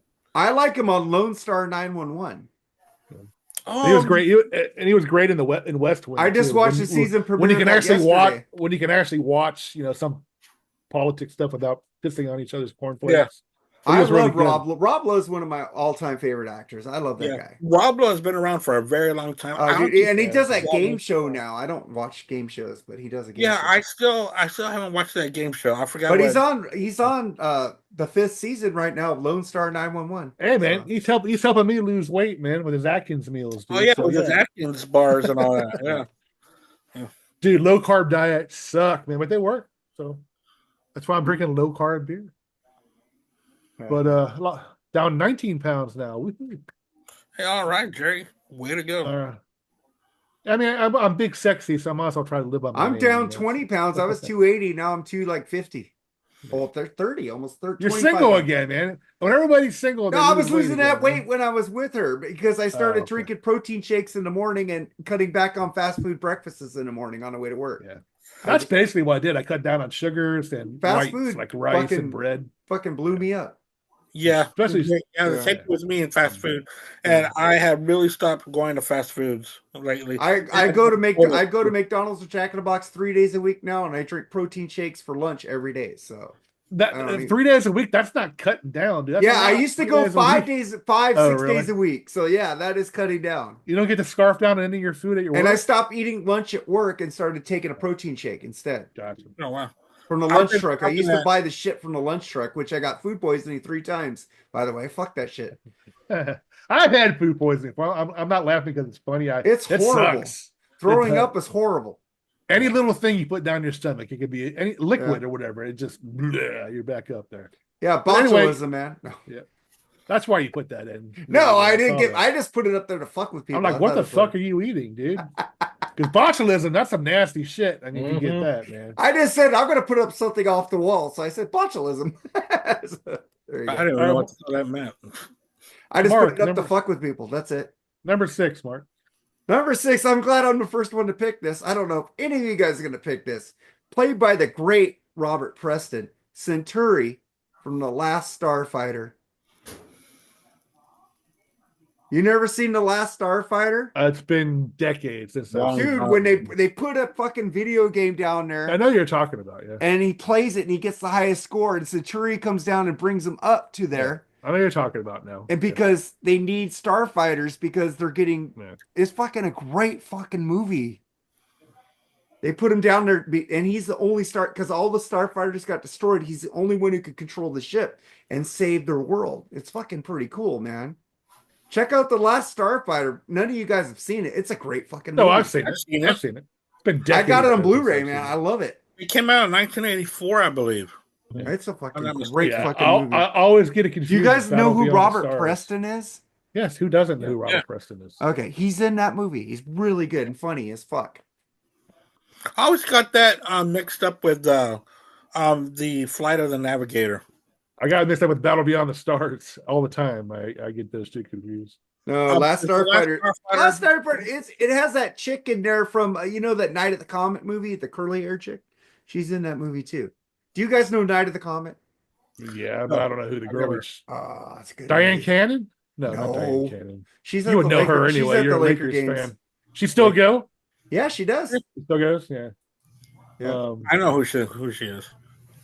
I know you're talking about. Wasn't Diane Cannon in Fletch, or was that another girl? I think she was in Fletch, wasn't she? What? I think so. If I'm not mistaken.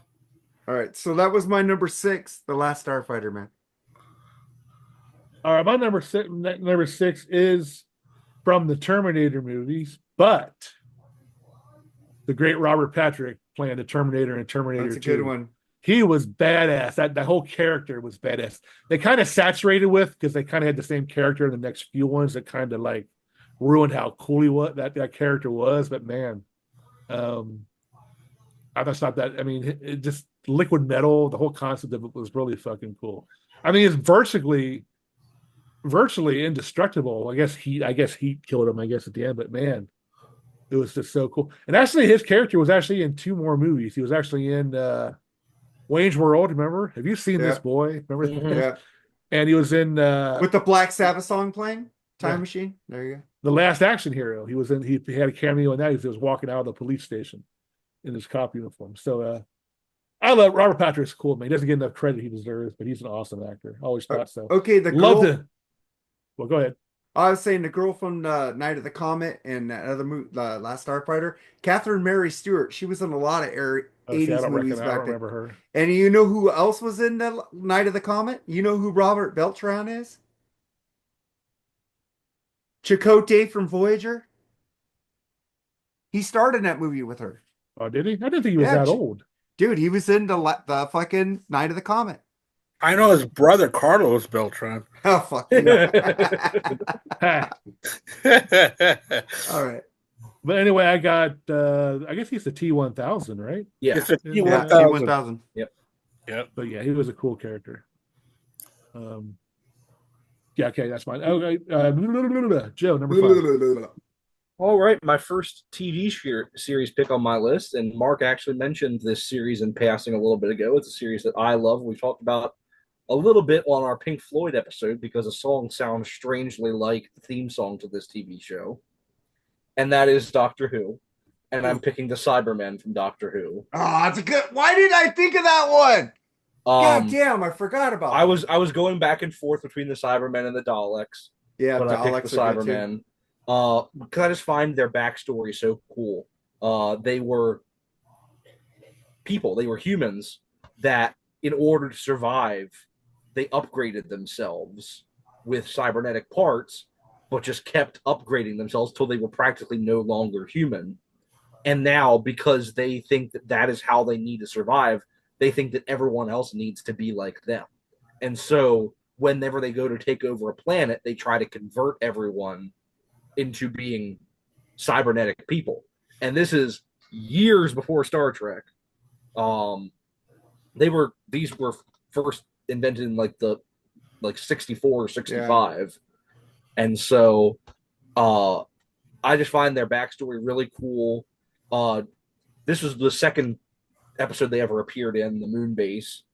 Really cool design here. I love their first design in the 10th planet. They have like these like cloth faces and like you can still see that they're part human.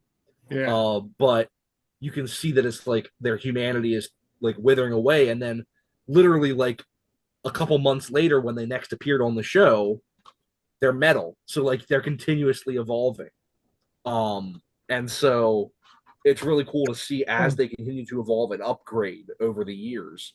And now that the show's been on for 61 years, and every time they appear in the show, they have something a little bit different about them to show that they've been upgrading continuously and that they're always upgrading themselves. And it's really cool kind of idea. And they did a really cool episode probably 10 years or so ago that kind of explores some of the origins, where you actually see one of the main characters get converted into a Cyberman, and like you see the whole like 10-year long process of them slowly converting her into a Cyberman, and you see all like the pain she's going through, and like the Cybermen are devoid of emotion, so she literally has to press a button to delete her own emotions. And it's creepy, and it's really cool as a concept. So that's my pick for my favorite. That's a good Doctor pick, Joseph. I have not seen an episode of Doctor Who since the guy with the long scarf. Tom That Baker. was a long time. Tom Baker. That was a long time ago, Baker. wasn't it? Yeah. I've never seen anything by Doctor Who at all in my whole life. It's on HBO. It's on HBO Max. You can watch. There's too many of them for me. No, wait, it's on Disney Plus now. Well, the new episodes are on Disney Plus. Yeah.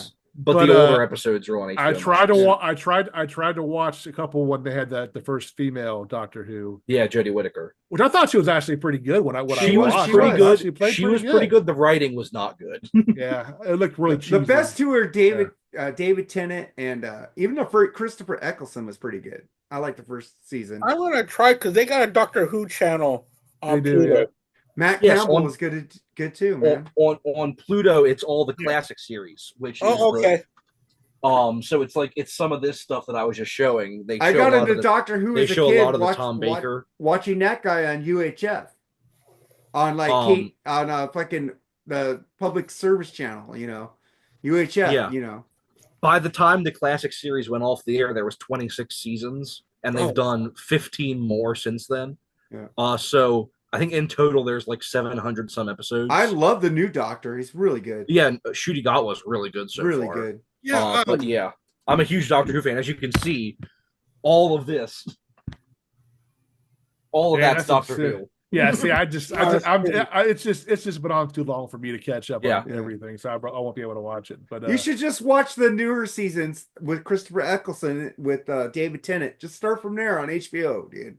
They actually if you jump in with, like Mark said, with the Christopher Eccleston, which they call Series 1 because it was like a reboot. Yeah, almost. It was a reboot, dude. But it still follows the same continuity. Like it picks up from the end of the classic series, but you don't have to have watched that to get it. Yeah, so start with the Christopher Eccleston, man. It's really good. Yeah. So please tell me, what is this show? A friend of mine at work tells me he's about this guy that goes back in time in some kind of time machine. So he is the main character is called the Doctor, and she, they can be multiple genders. Right. Where the Doctor is. He's an alien. He's a Time Lord, so he's Gallifrey. like an alien from the planet Gallifrey, and so they have the power of time travel. And he travels in the TARDIS, and it looks like a police box. He actually stole the TARDIS. He did. He did from his planet. Yeah. And so he's kind of like he ran away from his own planet. And so he goes, originally it was supposed to be like a kind of educational show for kids. And they would go back and forth. They would do like a historical show or a science show. So they'd go back and forth. They would they would do, because it was a British show from the 60s, it was like serialized. So like one story would be set in the past and there would be no kind of sci-fi elements to it. It was a show set in the past, and they'd interact with like a historical character. And then the next week, it would be set in the future on an alien planet with all this technology and stuff. Oh, wow. Okay. And so it was kind of to teach kids about science and history and all this kind of stuff. But then it evolved into this just like huge thing with the Daleks, especially. They blew up in British culture in the 60s. Like they say Star Trek's the longest running series. No, it's fucking Doctor Who. It's the longest running sci-fi series, yeah. But they kind of travel around there. It's basically it's boundless because you can go anywhere and anytime and do anything. Yeah. And the character, when this is actually the one I was just showing, the 10th planet, this is the last episode. This is the last episode for the first Doctor, and at the end of it, because the actor was getting too old, and so they basically replaced him, and so they had the character regenerate. Right. And so this is the next Doctor. It's a perfect thing. So basically, the show can never end unless they cancel it. Yeah, because you always have an out to continue on. Yeah, it still has an amazing following in the world. So I don't think it's got any even more amazing now than it did when it first was on TV. I mean, huge all around the world. When Sci-Fi Channel brought it back, man, it fucking took off, man. Because it really picked up in America more with the new series. There was always fans in America because PBS used to show it in the 80s. That's what I saw. If you remember the Max Headroom incident, that it was interrupting an episode of Doctor Who. Yeah. On PBS was what the channel intrusion was interrupting, was an episode of Doctor Who on PBS. But it got really, really popular in the US with the modern series with David Tennant. Especially. Yeah, when Sci-Fi brought that out, and fucking Sci-Fi, how far has that channel fallen, man?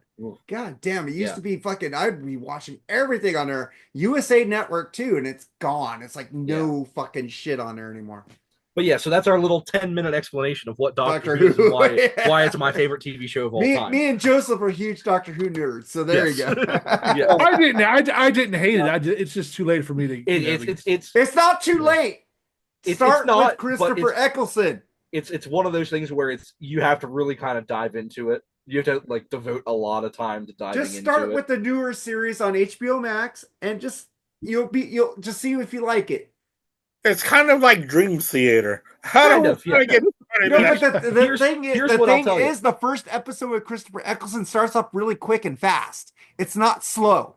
Here's what I would recommend. If you've never watched, if you're wanting to get into Doctor Who and you have HBO Max, go to season 1 and look up the episode Dalek. Yeah. I think it's a great introduction because you get to meet. But the first episode with the mannequins is fucking pretty cool too. It is. It's a great episode, but I'm saying if you want something that's going to grab you like that right away. True. It's still it's like the 5th episode of the season, so it's still you're not too far into the show yet. But it's some amazing acting. You get to meet the most iconic villain in the show, all this different stuff. It's an amazing episode. I would definitely recommend if you're going to just look up one episode to kind of see if you might kind of get into it. That's the one I would recommend. Okay. The first episode's really fast, though. It's not slow. It's not slow at all. No, but I mean, honestly, I wouldn't recommend that as the first episode you watch, though.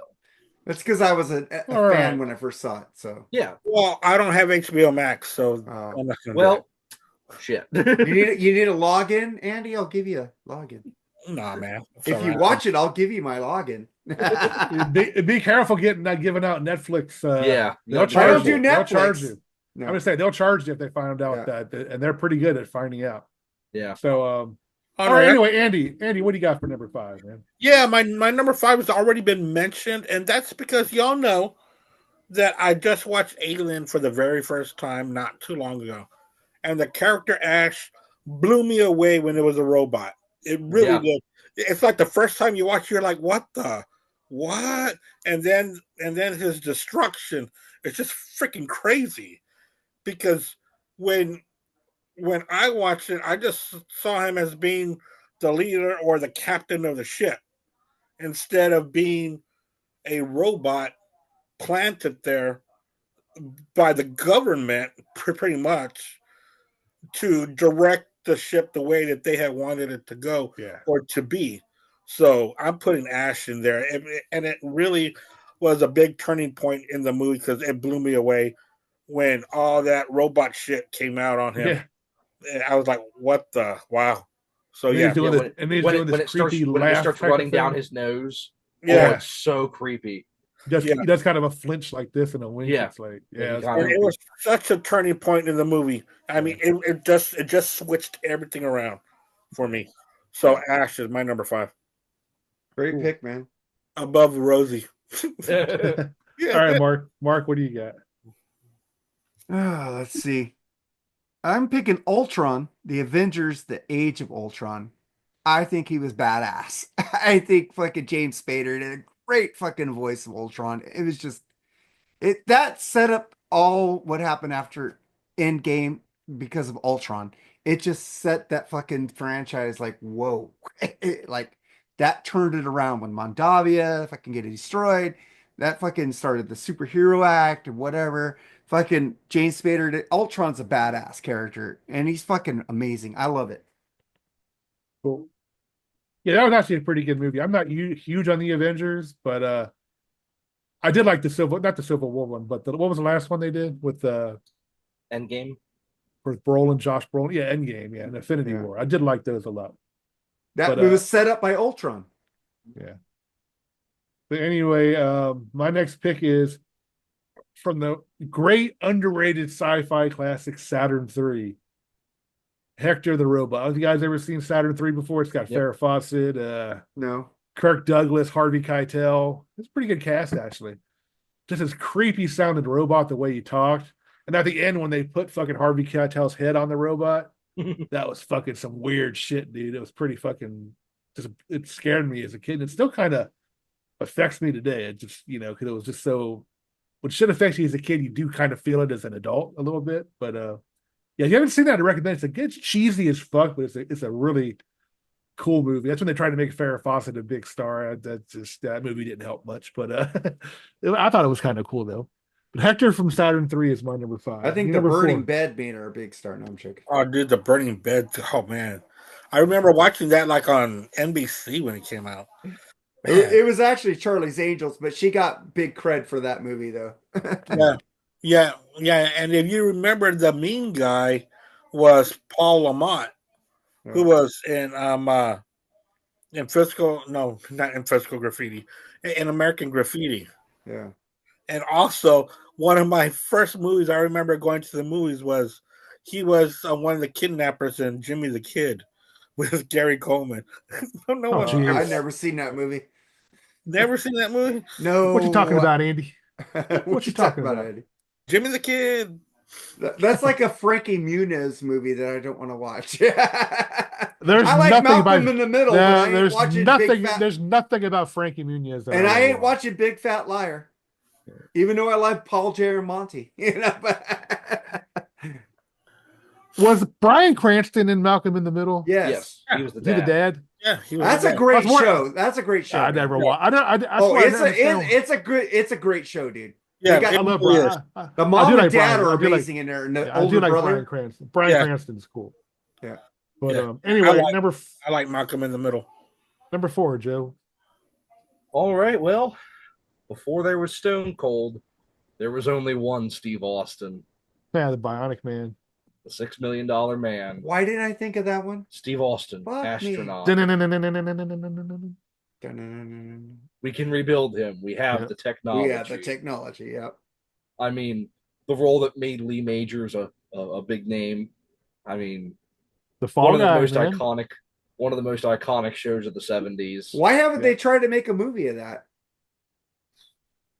They tried to reboot. Please don't. But they tried to reboot the Bionic Woman with Katie Sackhoff and somebody else. Yeah. That didn't work. Yeah. But I thought the Fall Guy was terrible, the remake with Ryan. Oh, that was horrible. Sucked. He wasn't even a fucking bounty hunter in there, man. No. What the fuck? He's supposed to be a bounty hunter stuntman.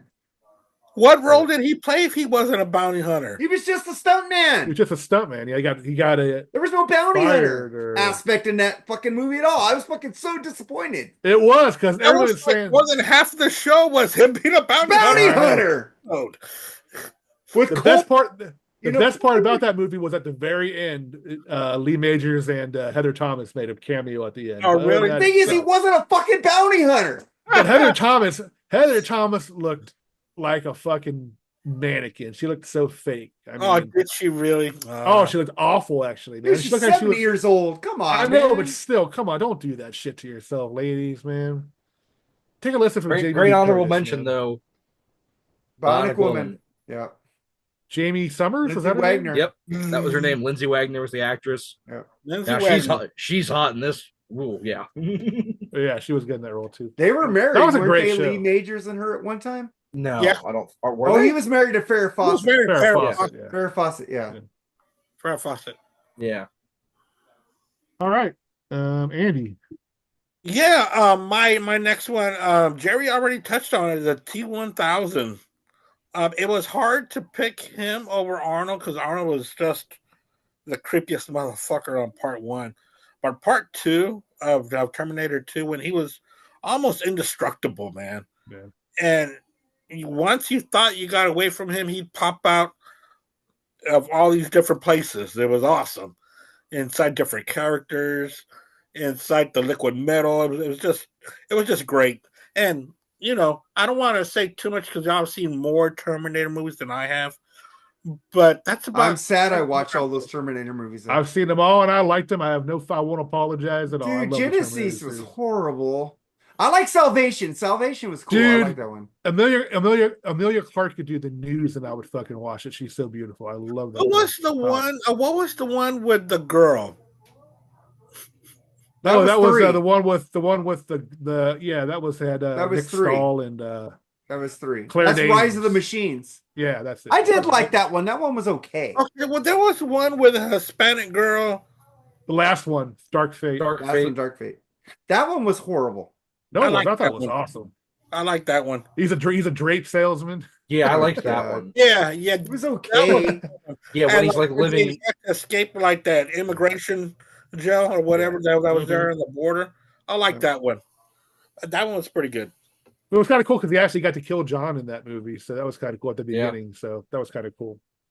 Anyway, I love the T-1000. He's cool too. Yeah. Mark, what do you got? I'm glad I got to pick this one first. I almost picked the Borg Queen, but I'm picking the hot one. Fucking 7 of 9 from Star Trek Voyager. Yeah, she was hot.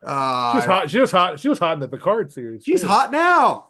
Yeah, goddamn, those lips. Oh, that body, that tight fucking suit they put her in. Oh my god, 7 of 9 is so fucking. I remember Bushy, because 7 of 9 doesn't come in there till season 3. I thought it was 4, but you might be right. Season 4 or 3. Yeah. He said, where the fuck is 7 of 9 out? She comes in a lot later, Nate. Yeah, she does, yeah. It's a lot later. But I've been rewatching Voyager. I think I'm in season 3. She hasn't shown up yet. So yeah, I thought it was 4, but she might show up at the end of 3. Hey man, they had a great 2-part episode with the Borg in that fucking series, dude. Fucking great. So 7 of 9 Star Trek Voyager. That's my number 4. Cool. All right, my next one is from the great. Oh, there's actually another pair. I'm sorry. I know we were with pick pairs, but you can't have one without the other. I fucking love Mystery Science Theater. I love that fucking show. I think it's funny as hell. Gotta go Tom Servo and Crow T Robot, man. It's funny as fuck. They watch these old shitty movies. Well, they're actually forced to watch them, and they just make fun of them. It's hilarious, man. Great movies to smoke a doobie to and just laugh. It's hilarious, man. It's still on. I think they still make new ones, actually. I know there's a channel on Pluto, too, that has like 24-hour Mystery Science Theater. Yeah. But it's a funny fucking show. I liked it since the beginning. Cheap as hell looking. I mean, it looks so fucking fake. It's ridiculous. Well, good sci-fi movies are cheap as hell. Yeah, that's true. But I mean, it just looked, it looked like this is a spaceship. It's a microphone, It was that there, but it was awesome though. I mean, it still is awesome. Funny as fuck. Anyway, Mystery Science Theater 3000, 4000, whatever it's fucking called now. I think it was 2000 at first. I think it's 2000, yeah. All right, number 3, Joe. Well, I'm putting them both on the same number. Ash and Bishop. Nice. I just had to include them both. I mean, like you guys were saying about Ash in the first Alien movie, I mean, the reveal comes out of nowhere because he's such a normal character at the beginning. Yeah.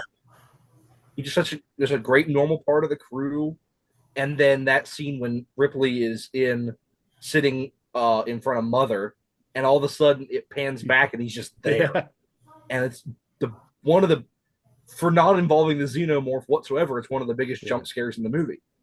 And all of a sudden he just attacks her and he's shoving the newspaper in her mouth and he twitches and you see the milk running down and then they, like you said, they beat his head off and he's sitting there and he's all splayed out and then they light him on fire. Making all these weird noises. It was creepy. It really was. Yeah. So weird. And then, like, of course, I love how in Aliens, immediately Ripley doesn't trust Bishop because he's an android, and he has to basically build her trust throughout the movie, and then eventually. What a great actor, Lance Hendrickson.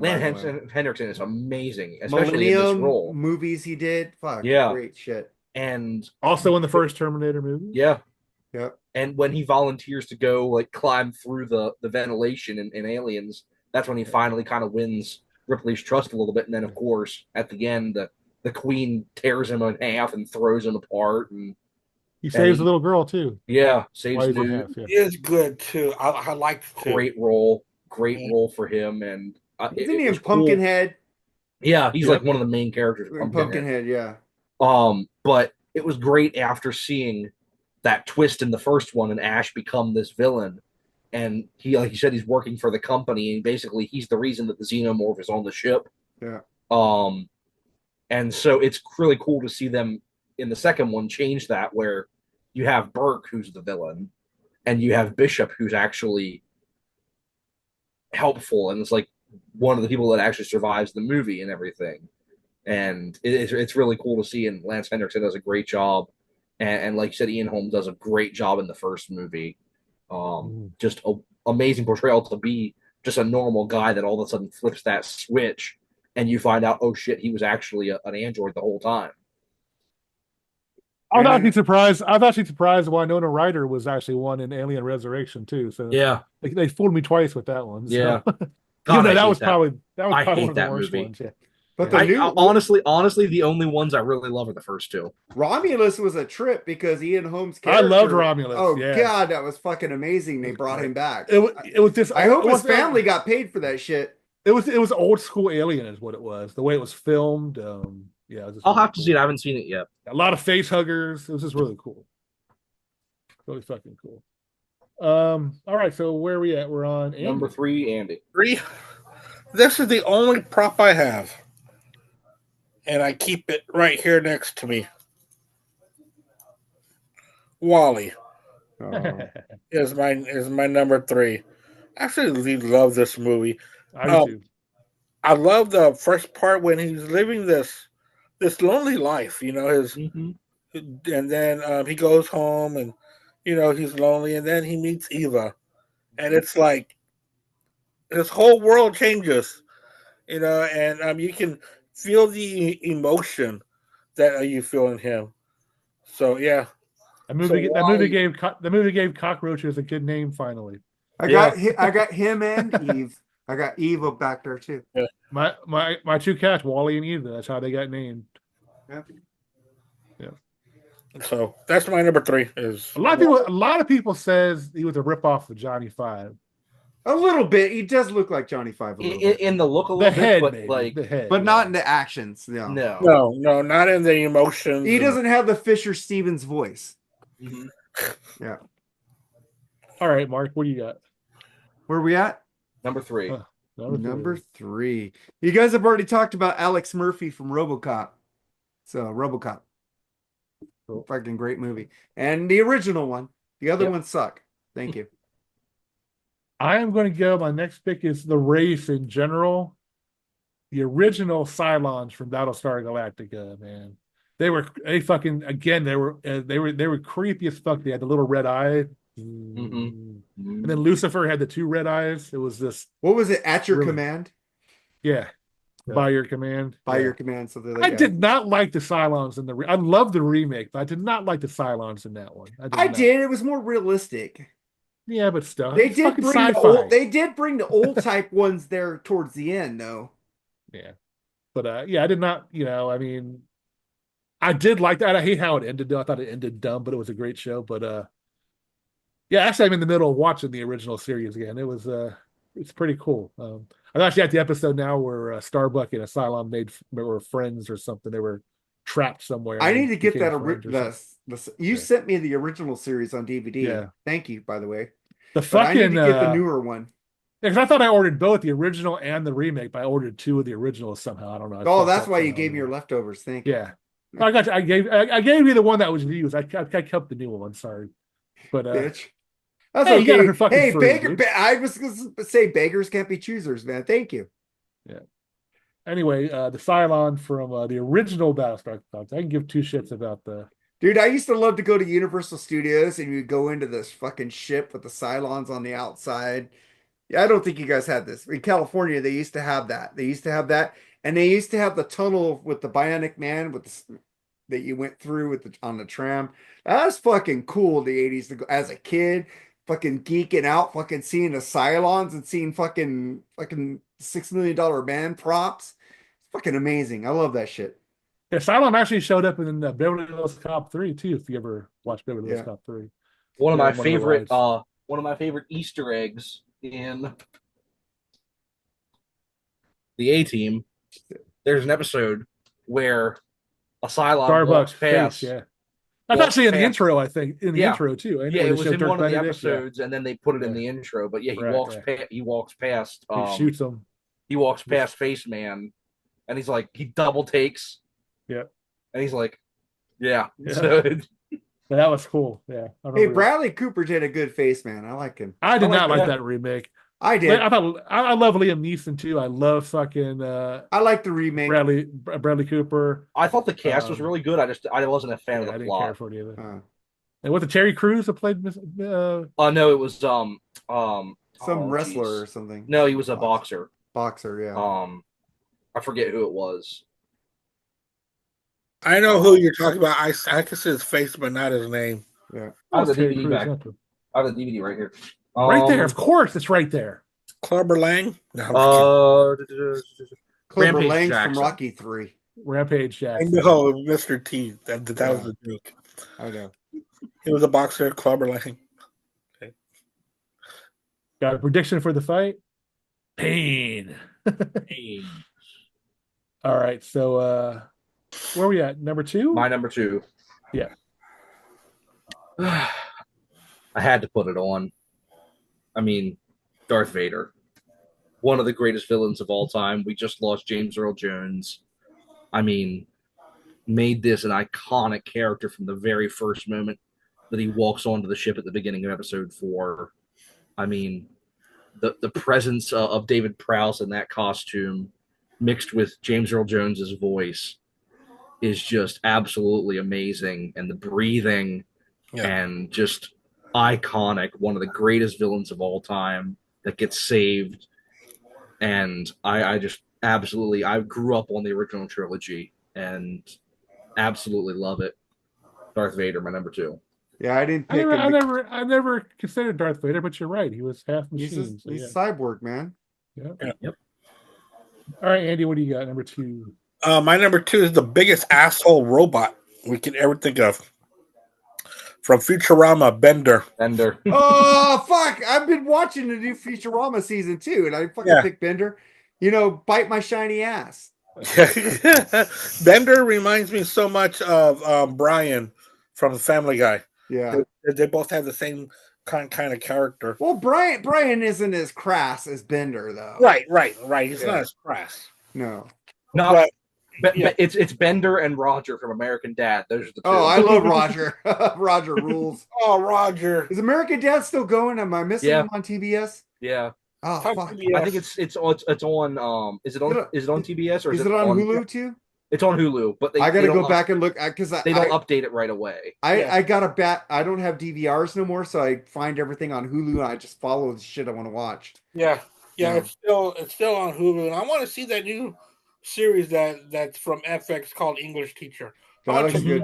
The old man looks good too with fucking what's his name? Fucking John Lithgow and fucking the dude. Oh, the Jeff Bridges. Jeff Bridges. Man. Yeah, the old man. That looks fucking pretty good, dude. What's that about anyway?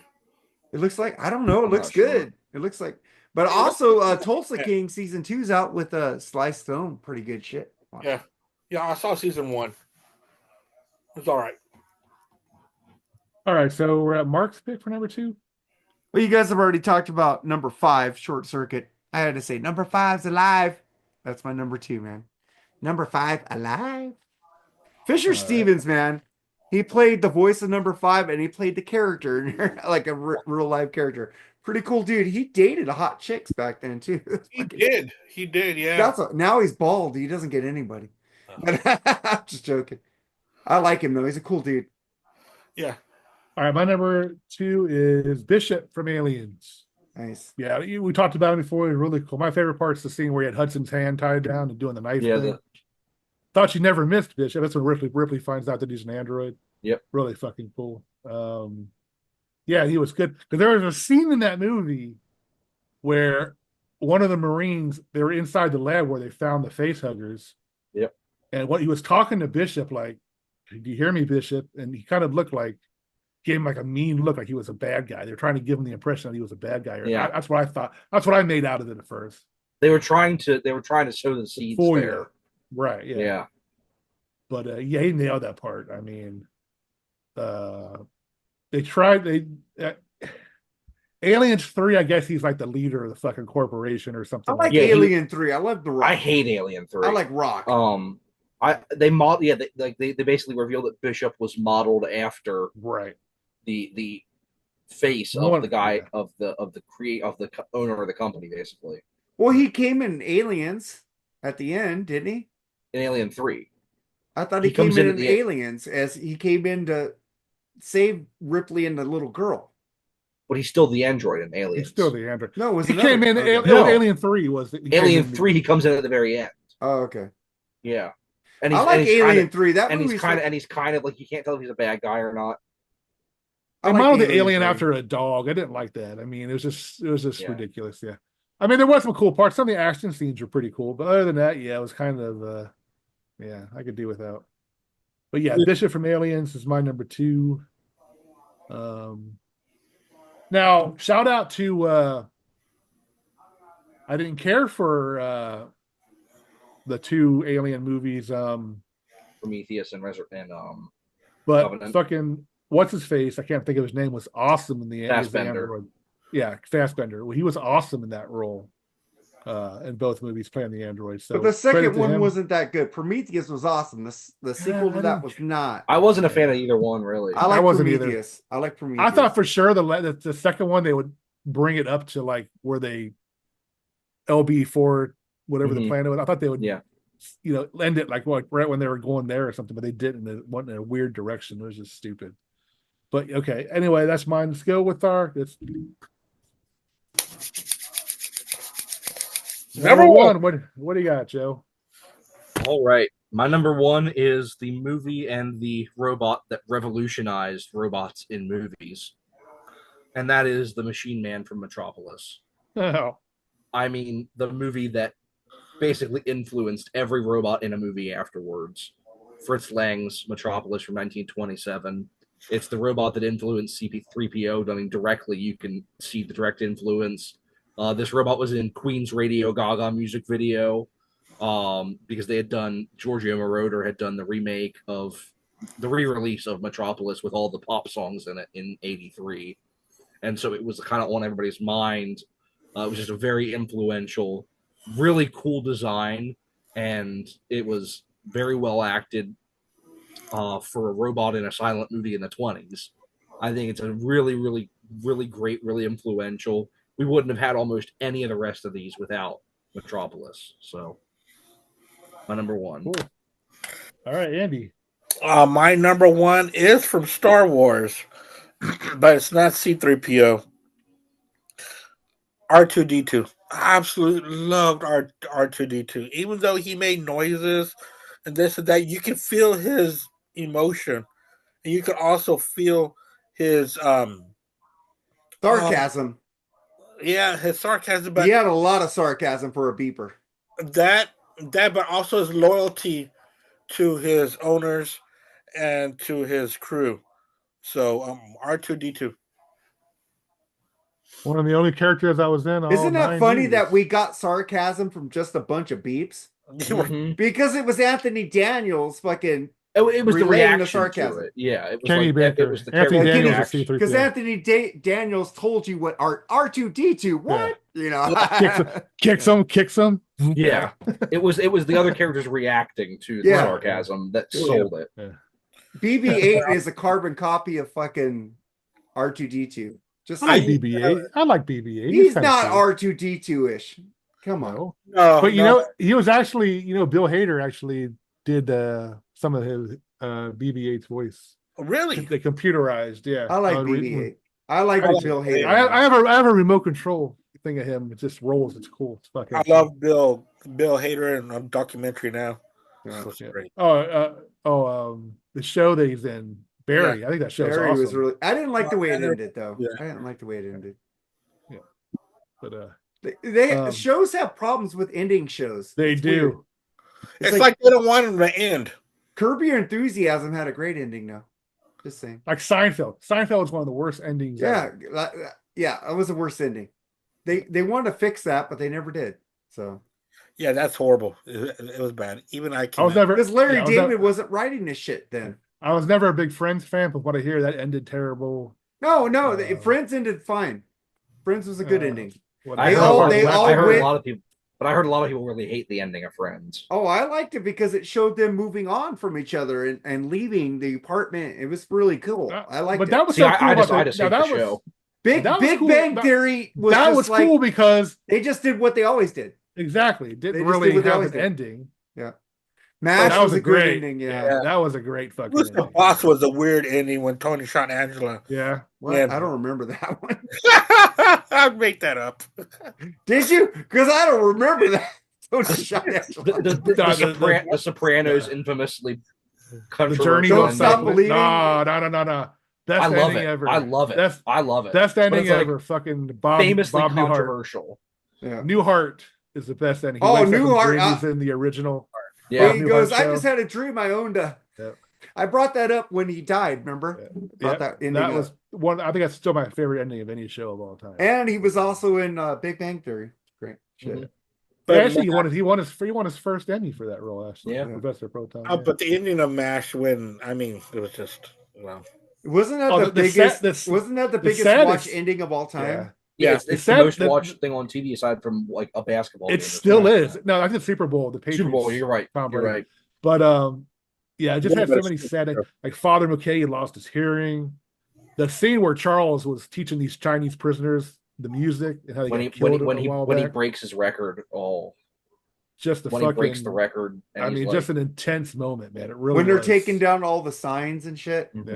This way, blah blah blah. It's pretty sad. It was a well written. It was basically a tale of two shows. I think. Yeah, the first you got the Frank Burns era and the Winchester era. I think they're completely different. I like Winchester. I like a lot of the Winchester era, but the last couple seasons I wasn't a big fan of. But the finale was just amazing. The Winchester episode where he was that pianist who he couldn't use his hand anymore with his one hand. Teaching him how to play one hand. That was fucking amazing, guy. The show split into start off with the first seasons being comedy and ending with such a great drama show. Yeah, a really good drama show, and that's when Alan Alda had taken over the production and the writing and the directing. Was during the last few seasons. I like that movie where Alan Alda did that recreation of the Civil War or Revolutionary War. What was that fucking movie with him? Was it Seasons? No, he wrote. It was like he was doing like they were doing the like Civil War shit. Yeah, it was the Revolutionary War. Yeah, they were doing reenactments. It was a movie. I forgot the name of it. That's a great movie too. I'll look it up. Yeah, he was great. He was great. He was great in The West Wing too. Actually, yeah, that the debate episode that was But one of my favorite episodes go ahead. I would say one of my favorite episodes of the Charles era of MASH is the one where he stands up for the soldier that's getting bullied, and you really don't know. Oh, the stutter. And then at the end, you hear he plays the tape from his sister, and his sister has a stutter, and it's just a really cool moment because there was a lot of those moments where they learned their lesson and they didn't present Charles like a straight up buffoon like they did with Frank. That was so cool. But they didn't play that like they replaced Trapper with a different kind of character, not the same character. So they replaced Henry with Colonel Potter, which is a different kind of character. Right, Klinger kind of grew up. I for a show that went on that long, I always loved MASH. Yeah. That's a great I hate seeing that meme when MASH came on. I changed the channel. or something. I hate that fucking thing. And the like the characters that came on 3 or 4 episodes, like Colonel Flag and people like that. Oh, I love that. My favorite shit, episode. dude. My favorite episode was the one when they think Margaret got kidnapped and she's just Right, out delivering a baby, and Flag just has I am the wind. Like the wind just broke his arm. The wind or just leg broke or its whatever. arm and jumps out. Yeah, that was hilarious. All right, but okay, where are we at here? Number 1, Andy or Mark? Is it and no, Andy did his. I think it's Mark. R2D2 was mine. Yeah, okay. I think it's Mark. Well, I think you guys all said the T1000. I'm going with Arnold. The Terminator. That was mine. Was Arnold. Arnold. I mean, mine's Arnold number 1. It's like the movie, the best robotic movie of all time. It's like he's fucking trying to kill. He doesn't stop. He won't end. He has to fucking Michael Biehn just describes him fucking perfect in that fucking movie. It's like that is the best Terminator movie. Eric Arns to P. Jordan, I do agree with you, but I do like T2 just as much. So don't. And give he me will shit not stop until you are dead. Yeah, he was awesome. Yeah. So that's my number 1, man. It was Sweet Liberty was the name of the movie. That was a good movie, man. Sweet Liberty. The only other movie I remember him in was that Paper Line. It's the only other one. Well, check out Sweet Liberty, dude. That was him in the 80s. might have to, yeah. That was a good movie. And 4 Seasons was a really good drama with Mary Tyler Moore. Yeah. In the early 80s. Alan Alda had that sarcastic humor that I do all the time. So that's my boy right there. I love him. Yeah, it's funny. It's funny to hear interviews with him and how much he hated what Hawkeye was in the early seasons. Yeah, he hated the womanizer and the drunk and all that stuff, and he wanted to move away from that and they do in the later seasons. And I definitely see people think that he got a little too preachy in the late seasons. He got a little bit holier than thou sometimes, and I definitely see that, and that's why there's definitely some of those later seasons I'm not as big a fan of.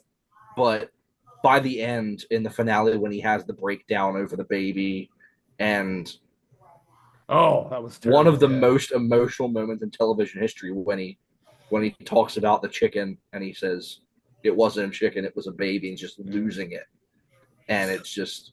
And Sidney Freeman, another great Sidney Freeman, pop-up character. Yeah, one of the first times you ever heard somebody say "son of a bitch" on national television. Mako, the actor Mako. North Korean. Mako, he was in the North Korean guy. Yeah. But in Goodbye, Farewell, and Amen, when Hawkeye calls Sidney Freeman a son of a bitch, that's one of the first times you heard that on broadcast television.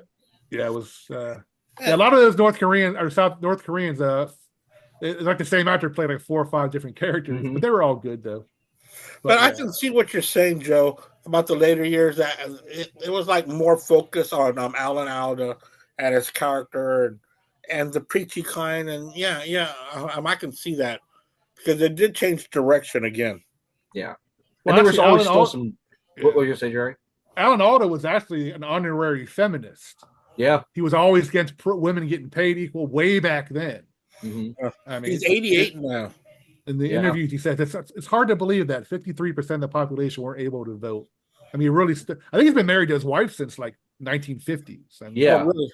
He's very very politically active and very, which is funny because he's kind of the opposite of what his character was on the West Wing. Yeah. He's like pretty much the opposite of what his character was. And he mentioned that the change in character because the women loved him in the first couple of seasons, but when he tried to hit on the women in the later seasons, the women were like, "I don't think so." You know, he was getting denied all the time, which was kind of cool. Yeah. Because there's that one episode at like the end of this, like one of the last seasons when Nurse Kelly's like, "Why have you never hit on me? Like what's wrong with me?" Yeah. And it's kind of like Archie Bunker. He was a complete opposite because Carol O'Connor was actually. Carol O'Connor was amazing. Was a big time Democrat. Yeah, I mean, big time leader in the Democratic Party. And you see that a lot in Stout when he did in the Heat of the Night. Loving. Oh yes, in the Heat of the Night. Yeah, he was so good in that. So good. Yeah. All right, that was cool. So, Mark, you just went right. So it's mine. Yep, you're number 1, Jerry. I mean, the number one's from my favorite franchise, Star Trek. Got to go with Data, man. I love Data. One of the coolest Jerry, characters I saved ever. that for you, buddy. I mean, the first season or two was kind of comic relief in a weird way, but I love the way his character grew into more of a serious and he's like a Cyberman. Yeah, I like the way he was trying to he was having dreams and shit. I mean, it was just really cool how they wrote his character. He loved his cat. And Brent, yeah, Spot, yeah. Brent Spiner played them perfectly. I mean, I always liked him since Night Court, where he played that homeless, or not homeless, but the trailer park guy. What was his name in Night Court? He actually came back in the new one, I think. Yeah, he was in the new one. Yeah, yeah, but that was funny as shit. Yeah, definitely my favorite. I guess. Oh, he's an android, so yeah, he's my favorite. So, and I guess Bishop is an artificial person. He likes to be called, but yes. But yeah, my number one. I prefer artificial person. That's it. Yeah. Anybody got any honorable mentions? Yeah, I got a few. We were talking about the $6 Million Man. I said the Bionic Woman, and also Andre the Giant as Bigfoot in the $6 Million Man. Robert Patrick in Terminator 2. What's the name of the I had it written down here. The robot from Gort from The Day the Earth Stood Still. I was gonna say the Centurion, yeah, from World of Wars. Nobody picked Centurion, Mecha Godzilla, oh, God. Godzilla versus Mecha Godzilla, and then a lot of the ones you guys mentioned that I didn't have on my list are all really great. And then of course all the different Star Wars characters that you could pick. So many. I'm not a Star Trek fan, so I'll leave that one to you guys. But yeah, I'm really glad we got to do this. It was something different to think about. I was really excited to make this list. So, all right, Andy, you got any? I scraped up 11. So I don't got any either except Bicentennial Man. But I really did enjoy doing the show because this is something that I usually don't do. So I really enjoyed it, and I learned a lot from y'all. So it was a lot of fun. You guys got to go watch Doctor Who, or me and Joseph are going to keep asking. Did you watch Doctor Who yet? I got a couple. Go ahead. My honorables. I got the security robots from Chop and Wall. I got RoboCop. Both RoboCops. I did like the guy that was in fucking Suicide Squad as the RoboCop. I thought he played it pretty good. What's his name? Fuck. Yeah. I think he played Captain Flag. I think whoever that guy is. He's a really cool dude. Yep. Actor. I got the Fembots from Austin Powers. Oh, I forgot about them. Good ones. And the robot spiders from Runaway, man. I think those are things. Yeah, those are creepy as hell. Yeah. Anyway, that's mine. Anyway, this was a lot of fun, guys. Thanks for doing this. Great. I like breaking the music thing every now and then and go to like movies or TV shows. Yeah, I know. Like we said, I got one. The next time it's my pick, I want to do top 10 Western movie or top 11 Western movies. So, I'm going to write that down right now. Actually, top 11 Western movies. Swear, once you mentioned that, no lie. Yep. Got your list? I got my list done already. You can't read it, but I haven't done it. Nice. But what do you got going on, Joe? Anything coming up? Concerts or anything? How was Styx? Great. I mean, they're great as always. I got to see Man in the Wilderness for the first time, which was amazing. Didn't they subbed it out? They did Sweet Madam Blue a couple days earlier, so I didn't get to see them do that. They subbed out Sweet Madam Blue for Man in the Wilderness.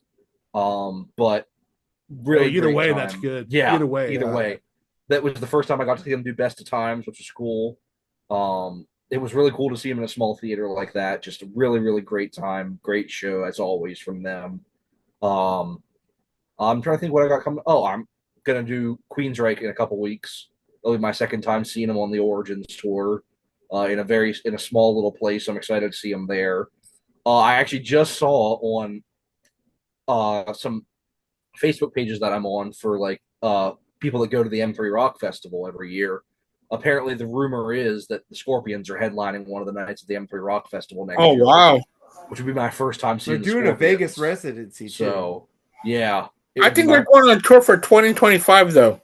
For their 60th, yeah. Yeah. Which would be that would be part of it. The M3's in May, so it would be at the beginning of their tour. So, I would like for them to go to Rocklahoma. I would. It would be if they are at M3. It would be my first time seeing them. So I'm really hoping that they are. I still plan on going to that, Andy. So hopefully we can meet up then, man. Oh yeah, dude. I seen them with Mickey D. They're really good. Yeah, I mean, I'm going for sure. If I go by myself, I'm already going. But I saw them on the Crazy Nights tour. They were really good too with LA Crazy Guns World. opening. Crazy World, whatever. Them in 2000 or 2001 when they toured with Dio and Deep Purple. Crazy Nights. Ted opened for them on Crazy Nights. Well, he meant Crazy World. Crazy World. Oh, Crazy I meant World, Crazy okay. World. Crazy World. All right, Andy, Yeah. what do you got coming on, man? Oh, sorry, were you done, Joe? I apologize. Yeah, no, I'm done. Okay. Yeah. Nothing much. It's Al's pick Wednesday, so I'm waiting to see what his pick is going to be, and then from there, Jerry and I have our football show next week. The Gridiron Smackdown will be next Tuesday, and then I don't know if the new episode of Three Shots Down is out yet or not. I think we're finishing up the editing for A King in the White House, where Elvis meets Richard Nixon. It was a really good show. That was actually very educational. I knew nothing about that until you mentioned it. So we really dug deep into that to show the parallels of America and Elvis and Nixon. So it's a really good show, and I can't wait for that to come out. So a lot of good things are happening. So yeah, I got some tomorrow. I'm seeing a Fleetwood Mac cover band who are really good. They're called World Turning. They're really good. And I forgot to say, I just saw an ABBA cover band on Sunday with my mom and my sister and my grandma. They were great. They dressed up like them and everything, and they were really, really good. Enjoy. We took my grandma to see them. I'm going to see Heart in a couple of months again in Knoxville. Looking forward to that. In December, I'm going to see the comedian Nikki Glazer. I think she's hilarious. I'm going to go see Zach Sabbath and the Iron Maidens together. I saw they announced that. I might go see that. Yeah. And Zoso on a Zeppelin cover, I think, is going to open up the show, I think. Yep. And next year, whenever Maiden comes with that, that if they stick to that era, man, I'm all in it. It won't be until 2026 that they come here. Oh, they're playing here October 8th. They're playing here October 8th. They're doing the Somewhere in Time thing here this year. Yeah. Right. Okay. And then they're doing Europe next year, and then probably America if they're still touring in 2026. Yeah. Yeah, I'm gonna see how Nico can hold out. I know his hands. I heard he's off for 2 more years. I heard he's pretty off time. Yeah, he might get would be great. You know what? I honestly would not be surprised if at some point they announce that this European tour is their farewell tour.